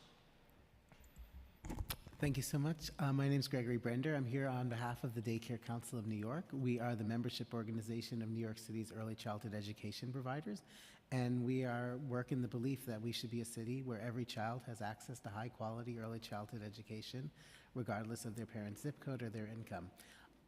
Our providers, as my colleagues have stated, really understand the importance of background checks. It is a role that only government can play to ensure that the people we are hiring are qualified to be in these programs, and we know we need a system that truly works. And as your questioning has pointed out, since the system has gone into place into 2019, in many ways the system is not working. It is getting better with the additional staff and with the online system, but we still need systemic reform to make sure that checks are processed in time.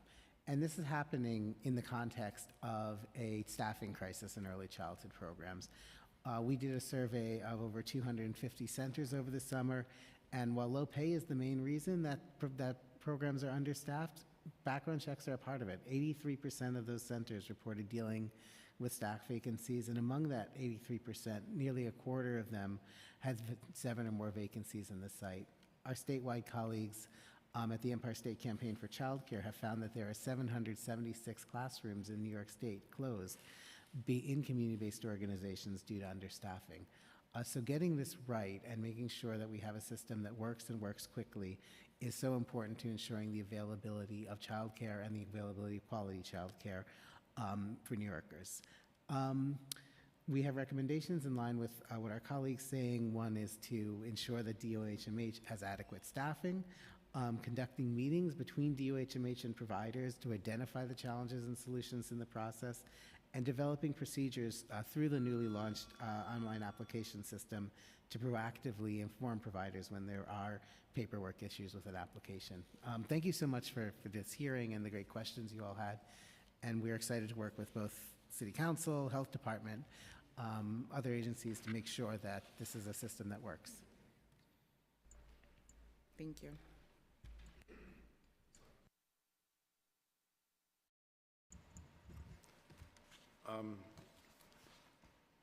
Good afternoon, members of New York City Council, esteemed guests, and concerned citizens. I stand before you today to address a matter of utmost importance: the unacceptable delays in the background clearance process for teachers of early childhood education in our city. My name is Alok Rai, owner of Lightbridge Academy of Greenpoint, Brooklyn. We opened our doors on March 7, 2022, and provide support for children from age 6 weeks to 5 years with a capacity of 170 children. We all know that early childhood education is foundation of child's education journey.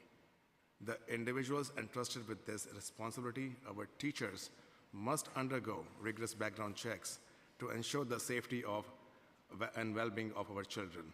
While these checks are crucial, the prolonged delays in the clearance process has become an unintended obstacle in our pursuit of quality education and consideration for our center being the solution for working parents.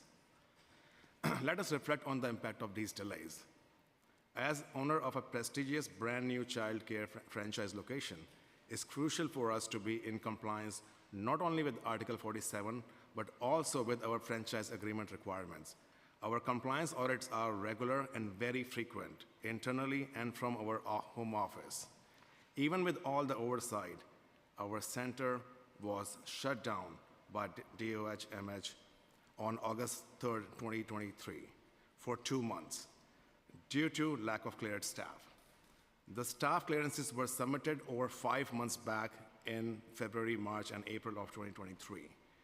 With many follow-up emails to DOHMH with absolutely no response. This closure led to following for everyone in our circle of care: disruption to our community. There are only 3 childcare centers in our Greenpoint community, and ours is the only one which provides care for infants under 12 months old. Our children were left with no care for 2 months. Financial impact on our families. During this time, our families had to adjust their working hours, use their vacation time, fly in family members, some of them from overseas, to take care of our children every day with no end in sight. Financial impact on a child care provider. In 2 months, we lost well over $250,000. We continue to pay our teachers, pay our rent and our expenses. This almost led us to bankruptcy. We reopened last week, but this is certainly going to take our families, our teachers, and our business a long time to recover from this disruption.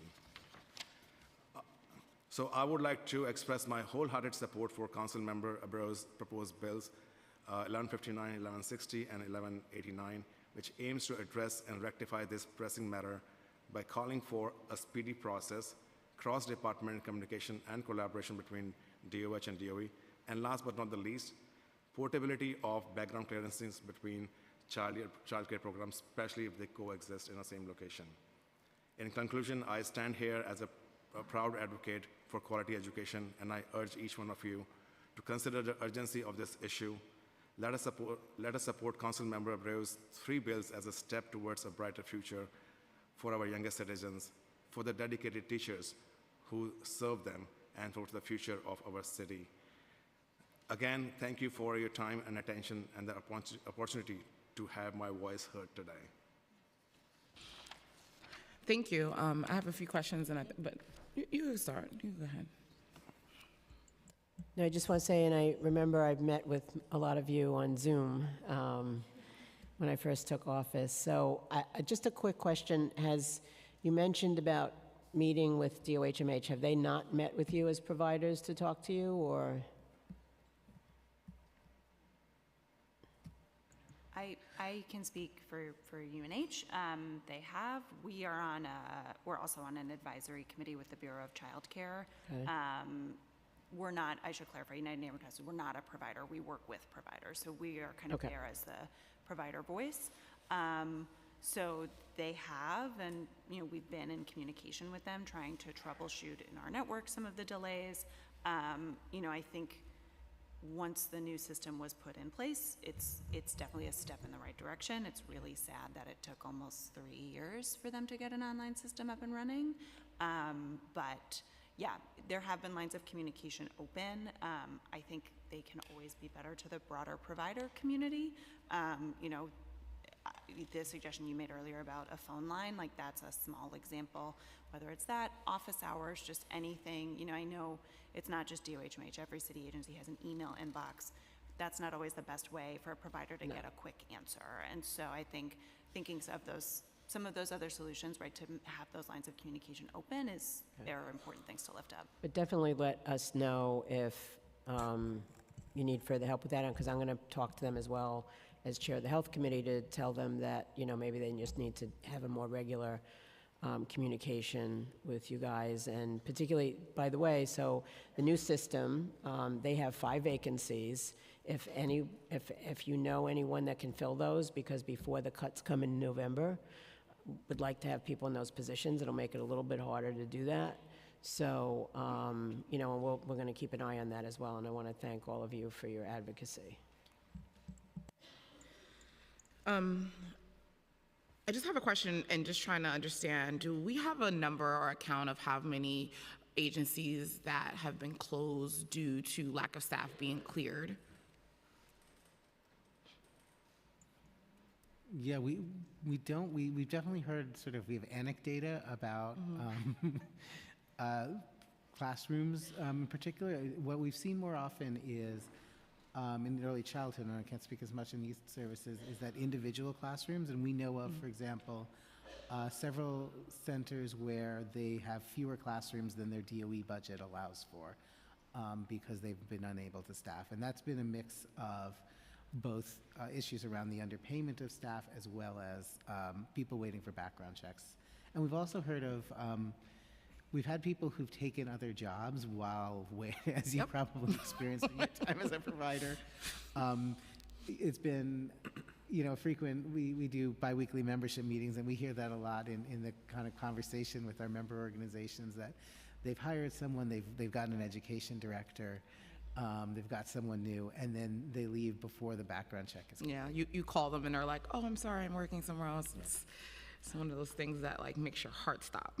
The other sort of closure that I think is harder to quantify, but also worth looking to, is when it's temporary, because what's happened is, because there's a stopgap measure in place with the provisional clearances, you sometimes will have one staff member who's cleared along with several provisionally cleared staff members. So if that person is not in, no one can work. Right, you can, yeah. And I guess this is more for the SAC licenses. Do you guys think that it's, because you figure it out if you're here as a provider, but I remember how confusing it was often trying to figure out who to talk to, and it often felt like everyone was pointing the finger back, and it's like, no, you go to DOH, you go to OFCFS. Could you guys talk a little bit about that experience? Because I think that it's really important to make sure that we have on record about how confusing that is and how the system is kind of set up to kind of keep the wheels spinning a little bit.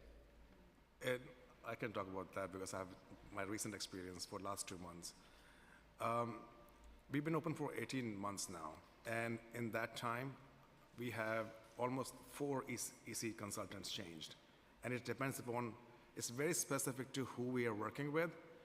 So first, one we had response was within 24 hours. The one we're working right now, no response for 4 months. I have sent 20 emails, right? Which is very frustrating because if I don't know, then I can't act on it. For example, and this is a very unique scenario, my education director was cleared because she had bachelor's in general ed with middle grades of minor. She was cleared because the related field of study was not defined before. It was a gray area, Oh, I remember that happened to me. right? I almost And didn't then- get cleared because they said that I didn't have enough education credits. So for this, I kept on emailing like for since March. And now they come for the inspection and they tell me that, oh, this is not a qualified director. I said, why? Because, this is not counted as a related field of study. I said, do you have it defined somewhere? So finally they sent us a document because they defined that like, I think a month ago, and it's not there. So they say you don't have a qualified director, so if you shut down your program. I said, okay, if this changed, give me a grace period so that I can find somebody. But nothing was given to us. They were shut down on the spot. And the person who was there kept on saying, oh, I'm getting pushed from the central office. Let's close them down. Let's close them down. And I said, can I show you the email trail I've sent to you specifically? Oh, I can't see that right now.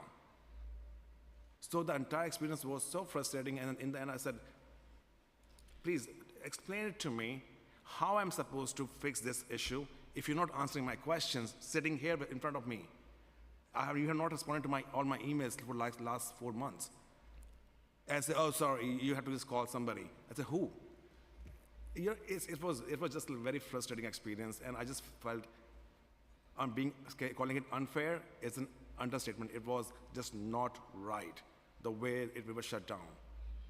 Yeah. And we're trying hard to be in compliant. No, and I hear you. And I mean, it's interesting enough. When I was a provider, I got an issue with my SAC license because the requirement changed. You needed 30 educational credits, and they said I had 29. And so I was no longer qualified to be a SAC director when I had been one for over 10 years. So I do remember that experience firsthand and had to fight really hard because it didn't make sense. And I guess my last question for the panel is, and I know it was Mr. Rai, you had said you were supporting the especially the expedited and trying to get the clearances done a lot faster. And just from your opinion, because like for me, I like things to make sense, right? If we're already struggling to get the clearances done in 45 days, what would make it different from now changing it to 14 days? Because it sounds like we would be then saying, we want you to be out of compliance because they said that they're now, it's an average of 36 days. So it seems like they're inching towards there, but we're nowhere near there. So I understand like we want to expedite things, but how would putting this in place not help? I feel like it would actually create more of a backlog. So just I would love to hear feedback on that as well. Is the question that if you reduce the clearance in 14 days, how did it improve? No, the question is, especially you specifically, because you said you 100% support it, and I understand the hope of it, right? But if we're right now, if 45 days, they're struggling to get 45 days, people cleared in 45 days, how is shortening it going to help? Well, if I have somebody leaves and I have to wait 45 days to fill that classroom, well, the teacher, I have to shut down my classroom right now. And parents won't be supporting like that. It's like, why don't you have things in order in your center? If we shorten it, that means I can tell them, okay, we'll be in compliance within 2 weeks, so we can open the classroom in 2 weeks. That's a better answer than say we don't know right now, right? No, I hear you, but I just want to say, I think we also, as providers, and making sure that when we're advocating for things that's going to work, and not saying we're going to advocate for something to put people out of compliance, because that's the goal.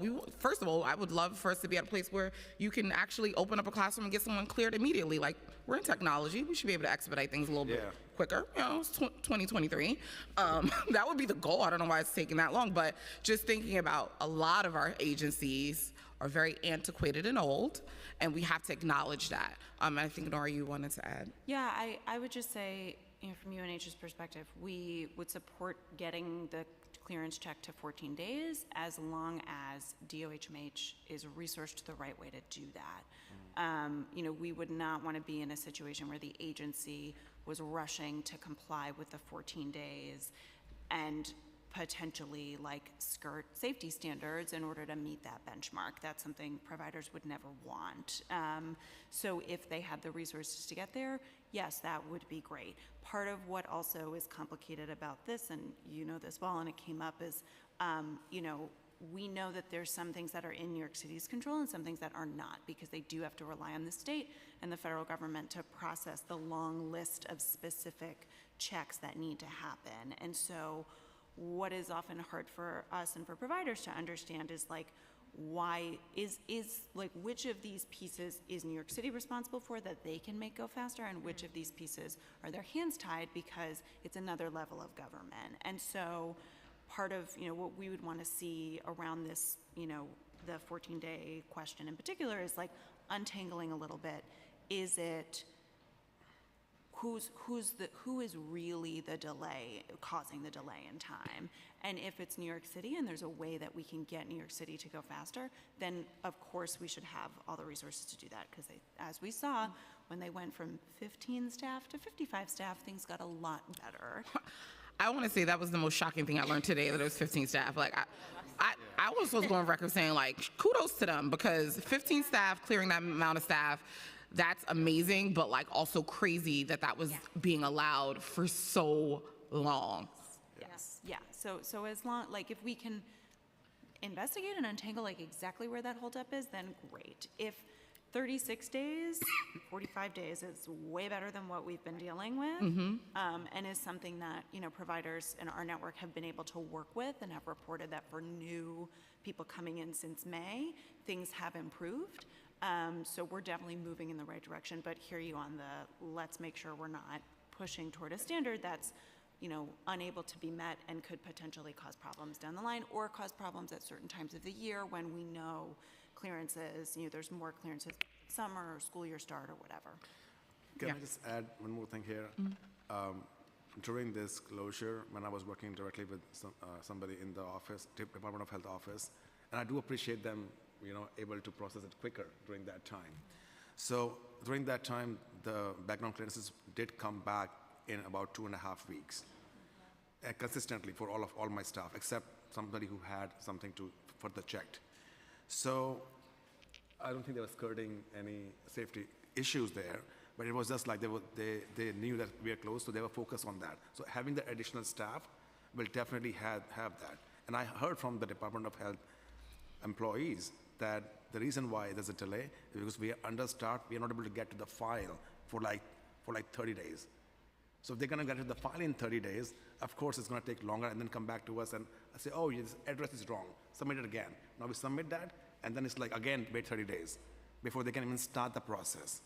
So, you know, I think having enough it staffed properly, where they can open our file like within 24, 48 hours, within 2 days at least, and then start the process, I think will expedite the process. No, and I hear you, and I think that we all want to get there, but they just went from 15 to 40, right? And so we're seeing improvements already. Right. So I think, you know, I want to make sure that we're acknowledging that as well, because that's progress. And also thinking about, we are at a place where we are looking at more cuts, right? And so we want to be mindful of those things, but I really appreciate your feedback and all the support, and thank you. Thank you so much. Thank you to this panel. Our next in-person Thank you. panel will be Brian Gutman, Michael Day, Sage Shaftel, and Robin Carone.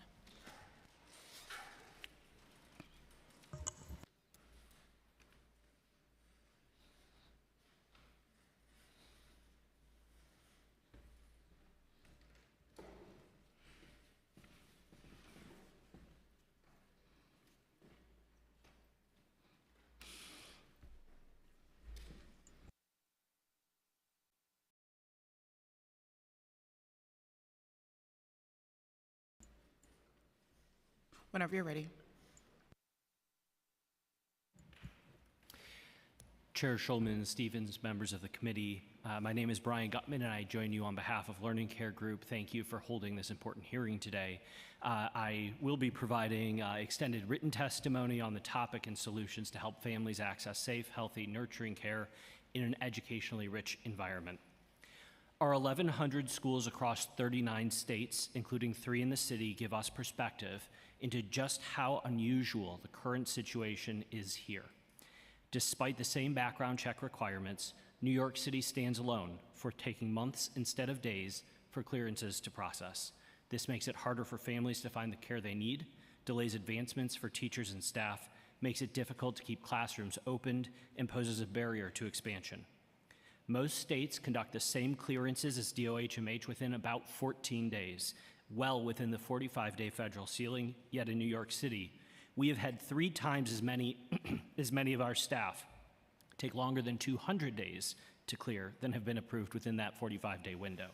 Intro 1160 will bring New York City into compliance with federal law and match the typical timeframes seen throughout the state and the nation. Long delays also add to the already high cost of care for families. High personnel costs balloon when staff cannot work in the roles for which they are hired. Intro 1159 will improve the efficient processing of clearances by eliminating the current duplication that DOHMH does of work DOE has already completed. And finally, we urge the Council to make the volume of requests more manageable by making clearances portable as proposed in Intro 1189. Unlike several states, including California, Michigan, Texas, and Virginia, teachers and staff in New York City are required to have a new clearance conducted every time they change child care licenses. In addition to the obvious examples, moving to a different provider, moving to a different school within the same provider, there's the particularly egregious example of moving across the hall from a preschool class to an infant class. We know that DOHMH is contending with considerable volume. The new system is an improvement that has reduced errors, but is still heavily dependent on staff. We did a recent review this week and found that 3/4 of our current submissions to the new system have been pending for more than 100 days. We remain committed to health and safety. We appreciate your focus on this topic and your commitment to New York City families. We look forward to working with this body to improve the outcomes for parents, teachers, and providers alike. Thank you, Chair Schulman, Chair Stevens, and members of the Council. My name is Sage Shaftel. I serve as Assistant Executive Director for the Early Care and Education Consortium, a national alliance of child care providers operating about 7,000 centers nationwide, including 222 in New York and 87 in the city. I want to start off by thanking DOHMH and City Hall for their continued efforts. However, for several years now, childcare before and after school and summer program providers have been experiencing extreme delays in the processing of criminal background checks, far beyond those in the other states in which our providers operate and across the rest of New York State. While we have seen some improvements, these have been inconsistent, and the average processing time our providers have been seeing is still 6 to 9 months, far longer than the federally mandated 45 days. To that end, we want to thank Council Member Abreu for his leadership in introducing a 3-bill package to address these issues by ensuring accountability and increasing efficiency. As you've heard, these delays are not limited to the 87 centers our members operate, rather they impact all programs that go through DOHMH. Meanwhile, the city is facing a workforce crisis compounded by the child care workforce crisis. Background checks play a critical role in assuring parents that their children will be safely cared for, and importantly, a teacher cannot supervise a classroom without a clearance.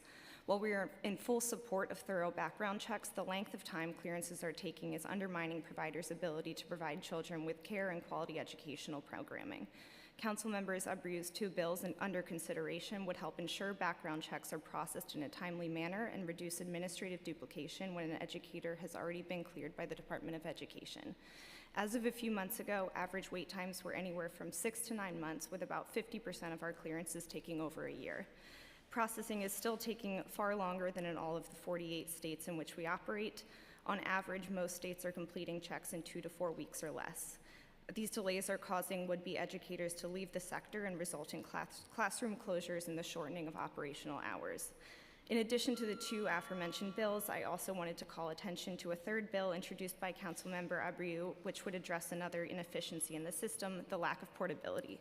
1189 would allow a teacher to move across the hall to another classroom or across the city to another center without being required to go through the check process again, so long as they've been cleared by the city within the past 5 years. Thank you again.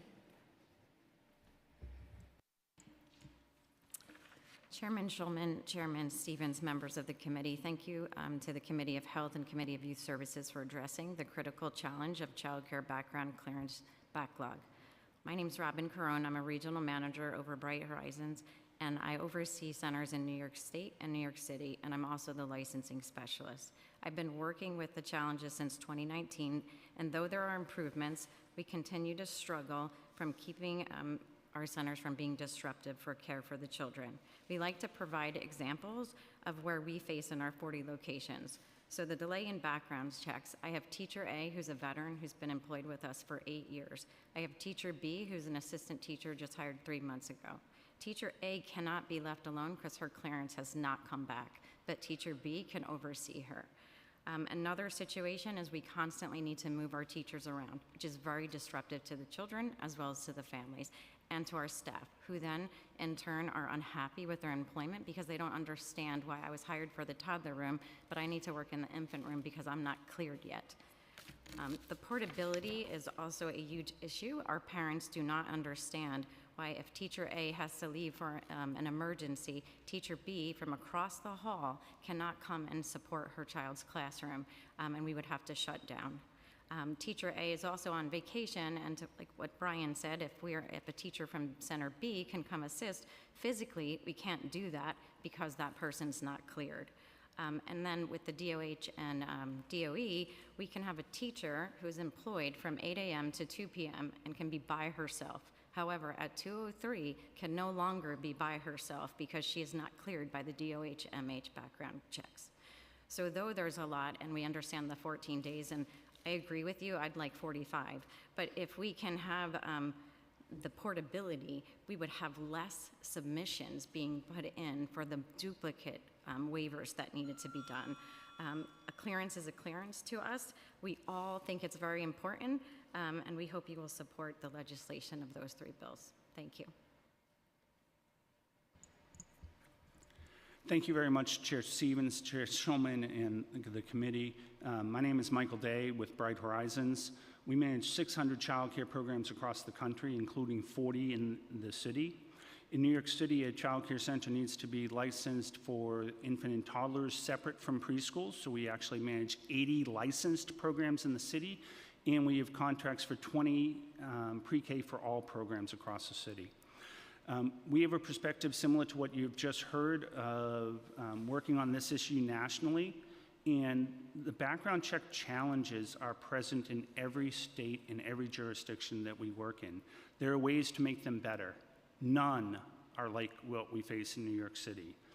Every other jurisdiction that we're in, we are typically getting background clearances back within 14 days. Councilmember Abreu's bill suggesting that be a deadline is a great goal, but as others have said, we're happy with any deadline the committee would set. This past month, we had 40 clearances come through across all of our programs. So it's only 1 clearance per center, but we have a good perspective. 40 clearances came through. Of those 40 clearances, 1 of them came through within 3 days of being submitted, and another one came through within 11 months of being submitted. We have to eliminate the backlog. We have to be able to clear people more quickly. You all know better than I even on the impact on families and teachers these delays are facing. We believe there's a huge opportunity to cut down the workload that DOH-MH is providing. The staffing numbers they share were astounding to me, and I testified last year ahead of the Health Committee budget hearing asking you to support more staff for DOH-MH around the clearance unit, but I didn't realize how limited their staffing was. They're doing a good job. They're doing a much better job now than they were a year ago, and better than a year before that. But they're creating more work than they need to. If someone's cleared by DOE, let's not worry about their DOH-MH clearance right now. If someone's cleared by OCFS, let's not worry as much about them. We want the focus to be on new hires who haven't been cleared by anyone before. And we hope that you will do that. And certainly when we're transferring someone from one location to another, we hope that you would support their clearance continuing with them, because their background doesn't change just based on what age child they're caring for or what building they're in. Thank you very much. Thank you. I just have a quick question, because today they testified that on the onset, on their new application, that you can put multiple sites and things now to be cleared under. Is that not happening? Because I'm just... Yeah, so that is happening. You are allowed to select multiple locations. Again, each individual center has 2 licenses, so you have to do it. We have been discouraged from selecting multiple locations because that adds to the backlog that DOHMH has to process. And across all of our centers, we certainly don't list every license on every application. But if a teacher is out absent because COVID or whatever reason, we want to be able to put somebody there. So I think that's why I'm just trying to get clarity, because if they're saying that you can put it on the onset, you're saying that they're discouraging you from doing that because it'll make the clearances process longer. For them, yes. And a note I took away from the comment was to list every one of our licenses with an application. I'm not sure that is the most feasible way to handle that. And can I just clarify, they only allow assistant teachers to be transferred. So they've only been allowing assistant teachers? Yeah, they will not do a waiver for a group teacher. Okay. So I know they have mentioned ed director, we all understand that, but a group teacher is not permitted. So only assistant teachers are allowed to have a waiver. Okay. That's why I'm asking, because I just wanted to make sure. If I may, the new system in most places would not be a new system you'd see in 2023. It's a different way of submitting information. There's still an email that comes back if there's missing information or an approval, and sometimes that takes. So when they're making corrections in the system, it's not in the system; it's through email. So it's still going back to the old. It's still, once you've submitted your data, the only other thing that you can do in the new system is monitor the status, the broad status. Has a review been started? It takes about 30 days before we see evidence that the clearance has been looked at. Has the review been finalized? It doesn't tell us what that review finalized, you know, what the determination was. All additional communication happens through email. If additional documentation is needed, it generally resets the clock on day 1, even if they've been sitting on that application for 60 days. It's an improvement.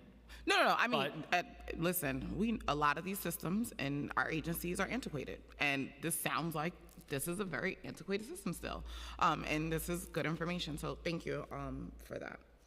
And just one more question, because I know the other bill around the Department of Education being cleared, because it's my understanding that they do communicate with DOE around that, but they still have to comply with the federal regulations to be cleared for the rest of it. And so it is my understanding that they are communicating for that. So I'm just trying to get clarity around, it wouldn't take away from still needing to get the other clearances done under the SAC piece, even if you are cleared through it. And so your request around this legislation would be to say, if DOE cleared you, you should be cleared, because we can't supersede a federal law. So I will just say it was a pleasant surprise for me to hear of the communication that's already happening. That's wonderful. Where DOE, portions of a clearance that DOE isn't processing would still need to be done by DOHMH. It's some of these broader requirements that both are doing, where it's saying, let's make sure that if it's already done, we're not duplicating effort. Federal law also requires clearances to be processed as expeditiously as possible, not to exceed 45 days. That is the language of federal law. That is not the practice in New York City today. Mm-hmm. Good. Do you have a question? And if I may, Chair Stevens, yes. Just on that with the DOE and DOHMH. So we hired an employee a couple months ago, school started. They're going to be a UPK teacher for us. They had to schedule 2 fingerprint screenings with Identico. Go down, they happen to be back-to-back appointments, and pay $100 each time to get fingerprinted twice, once for the DOE approval and once for the DOHMH approval. I'm sorry, when did the $100 for DOHMH start? Because I remember that there wasn't a cost associated with that. When did that start? I think since 2019. That's interesting. I was still a provider then, and none of my staff ever had to pay. We only had to pay for the DOE $100, but not the DOHMH. And I was a provider then, and we did not have that fee. So I would definitely, I need to look into that because that's new to me. Thank you.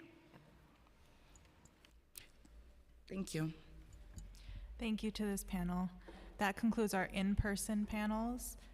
If we inadvertently missed anyone who would like to testify in person, please visit the sergeant's table and complete a witness slip now.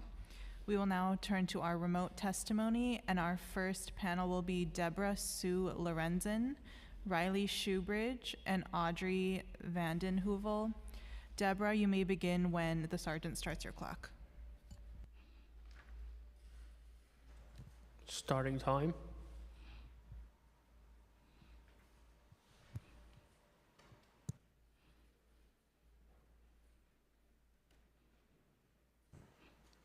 You may begin.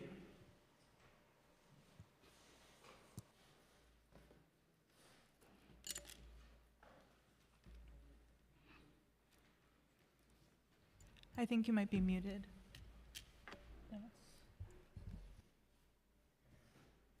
I think you're on mute. Should we close the thing on the face?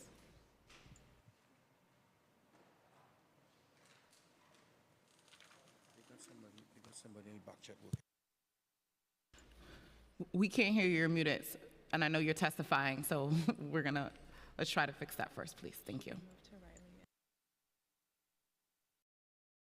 Could we take the acceptor?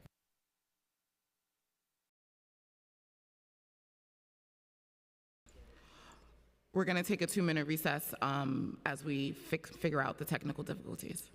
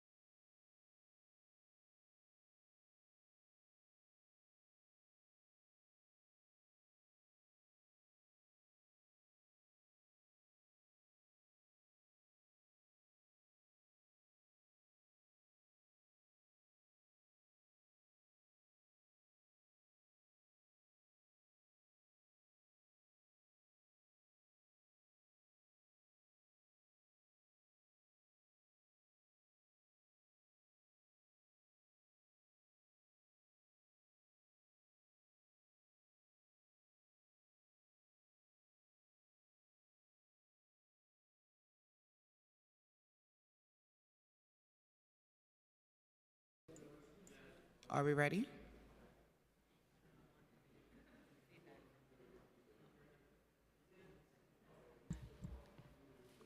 Hello, can you hear us? This is a test. It doesn't seem like she can hear us.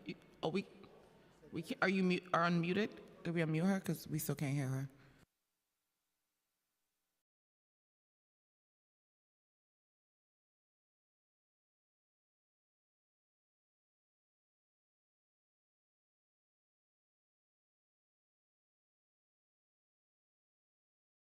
We're really sorry for the technical difficulties.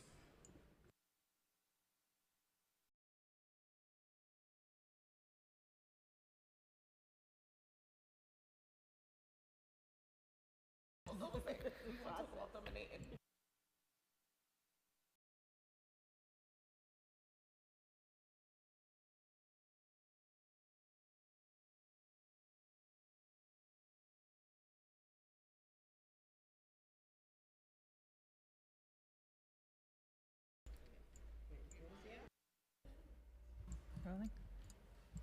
Okay, we'll try this one more time. Deborah, you can begin when the sergeant starts your clock.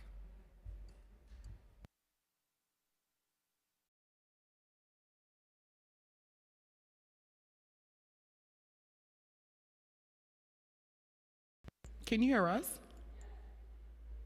Oh, we cannot hear you.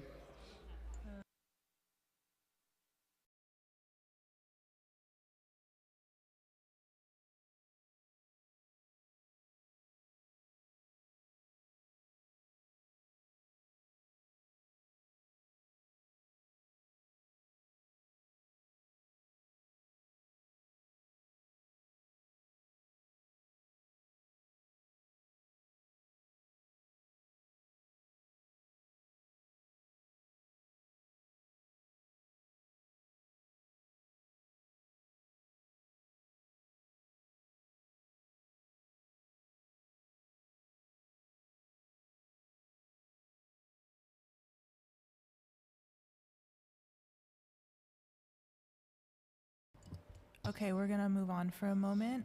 We'll come back to you, Deborah. Riley, can we see if we can hear you? Can you hear me? Okay, we can hear Riley. You can begin when the sergeant starts your clock.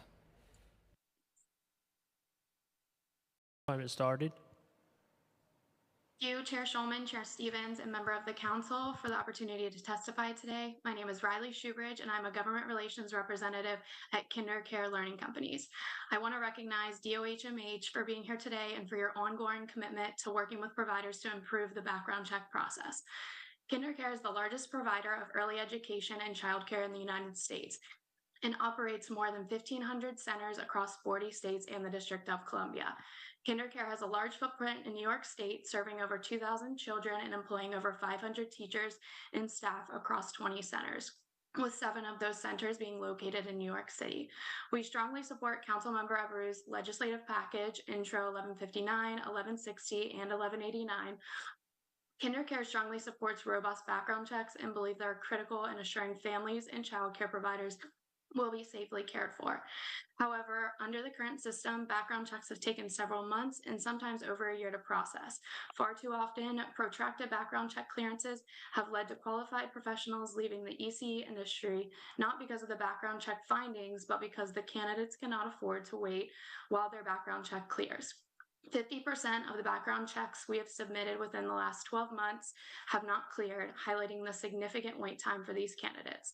Further, our center directors spend far too much time inquiring about background check statuses, calling departments, and navigating overly complex systems. One center director described this process as having a second job, which encroaches on her valuable time needed to train and coach teachers and engage with families. Fortunately, Intro 1159 and 1160 would alleviate these challenges by creating a structure that would ensure a background check is completed in 14 days, as well as removing duplicative efforts. While not part of today's agenda, Councilmember Abreu's third bill, 1189, is critically important to allow for portability of clearances. These bills represent an important step towards streamlining the administrative processes and allowing these ECE professionals to spend their time doing what they do best, delivering high-quality early childhood education for students and families. For these reasons, KinderCare is proud to support these bills, and we request your support on these critical pieces of legislation. Thank you. Your time has expired. Thank you for your testimony. Deborah, can we see if we can hear you one more time? Sure. Can you hear me now? Yes, perfect. You can begin when the Terrific. sergeant starts your clock. Starting time. Thank you, members of the New York City Council Committees on Health and Youth Services, for the opportunity to testify and for this joint hearing. As an early childhood provider and a parent, I want to offer my heartfelt condolences to the families who suffered such an unthinkable tragedy in Kingsbridge. My name is Deborah Sue Lorenzen. I am the Director of Youth and Education for St. Nick's Alliance and School Settlement Association. Each year, we serve more than 6,000 of North Brooklyn's 2 to 24-year-olds. When fully staffed, we have nearly 300 part and full-timers who require DOH-MH comprehensive background clearances. I want to begin my testimony by recalling a committee hearing in winter 2019, shortly after the state's new mandates for background clearances were imposed, and shortly before the pandemic caused a major upheaval to the youth services workforce. Then my colleagues and I raised red flags that DOH-MH desperately needed reinforcements in order to resolve the already existing lengthy clearance backlog and institute the new regulations. This is not a new problem.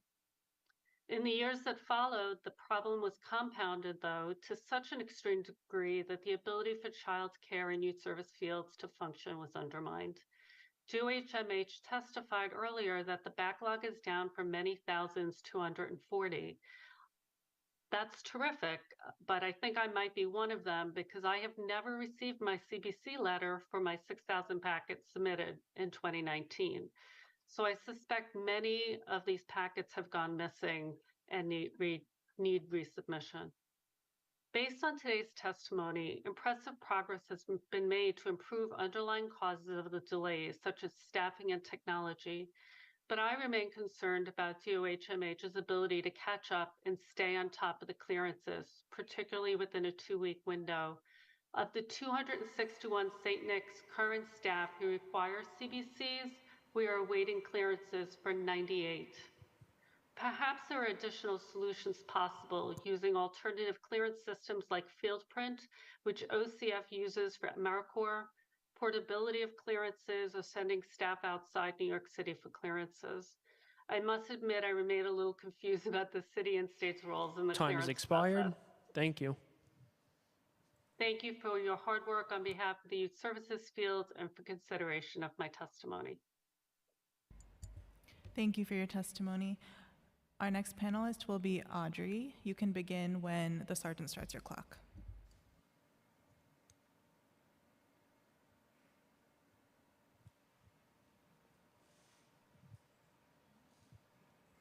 Time is starting. Thank you, Chair Stevens and Chair Schulman, for the opportunity to testify on addressing the DOH-MH clearance backlog.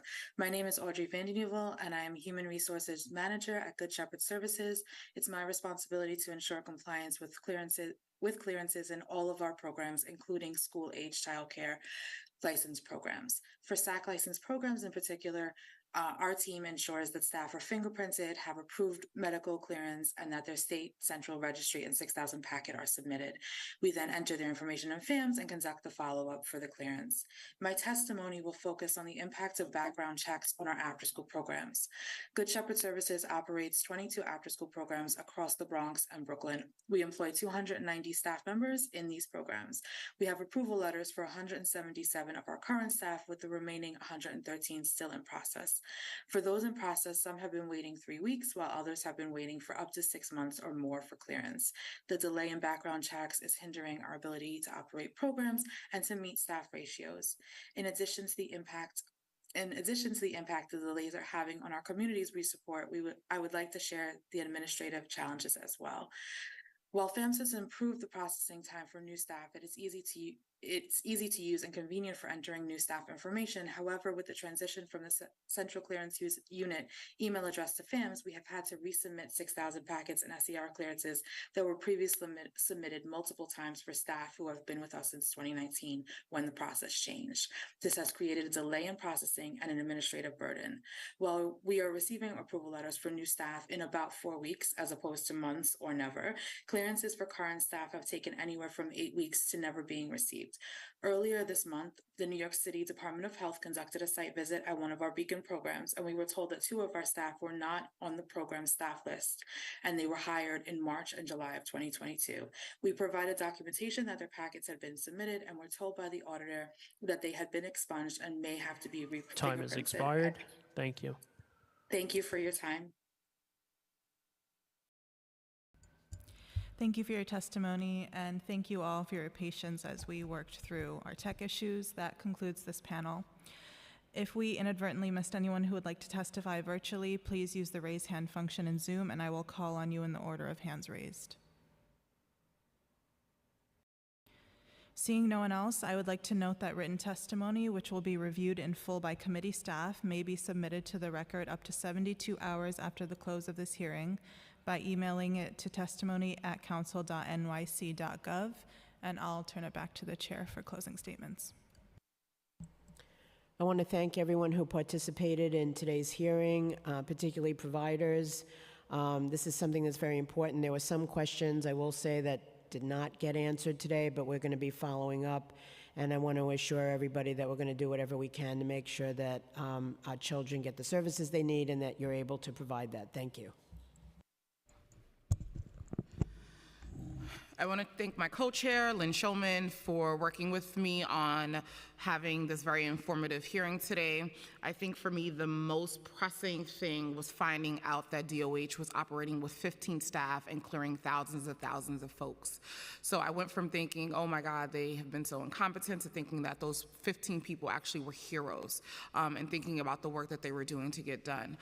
So I do not want to go without saying that, because it's not easy. So this also means that we need to continue to fight to ensure that they get additional staff, especially going into budget cuts and thinking about the importance of making sure that they're fully staffed and functional to ensure that the providers have the resources that they need. In addition, that would help with some of the obviously a tragedy that took place that we want to make sure that we don't underscore, and so we cannot cut corners in this, because it really is about making sure that all our kids are safe. So thank you to everyone who testified today. I appreciate hearing all your feedback. Clearly, we have a lot of work to do, but we will do this together. With that, this hearing is adjourned.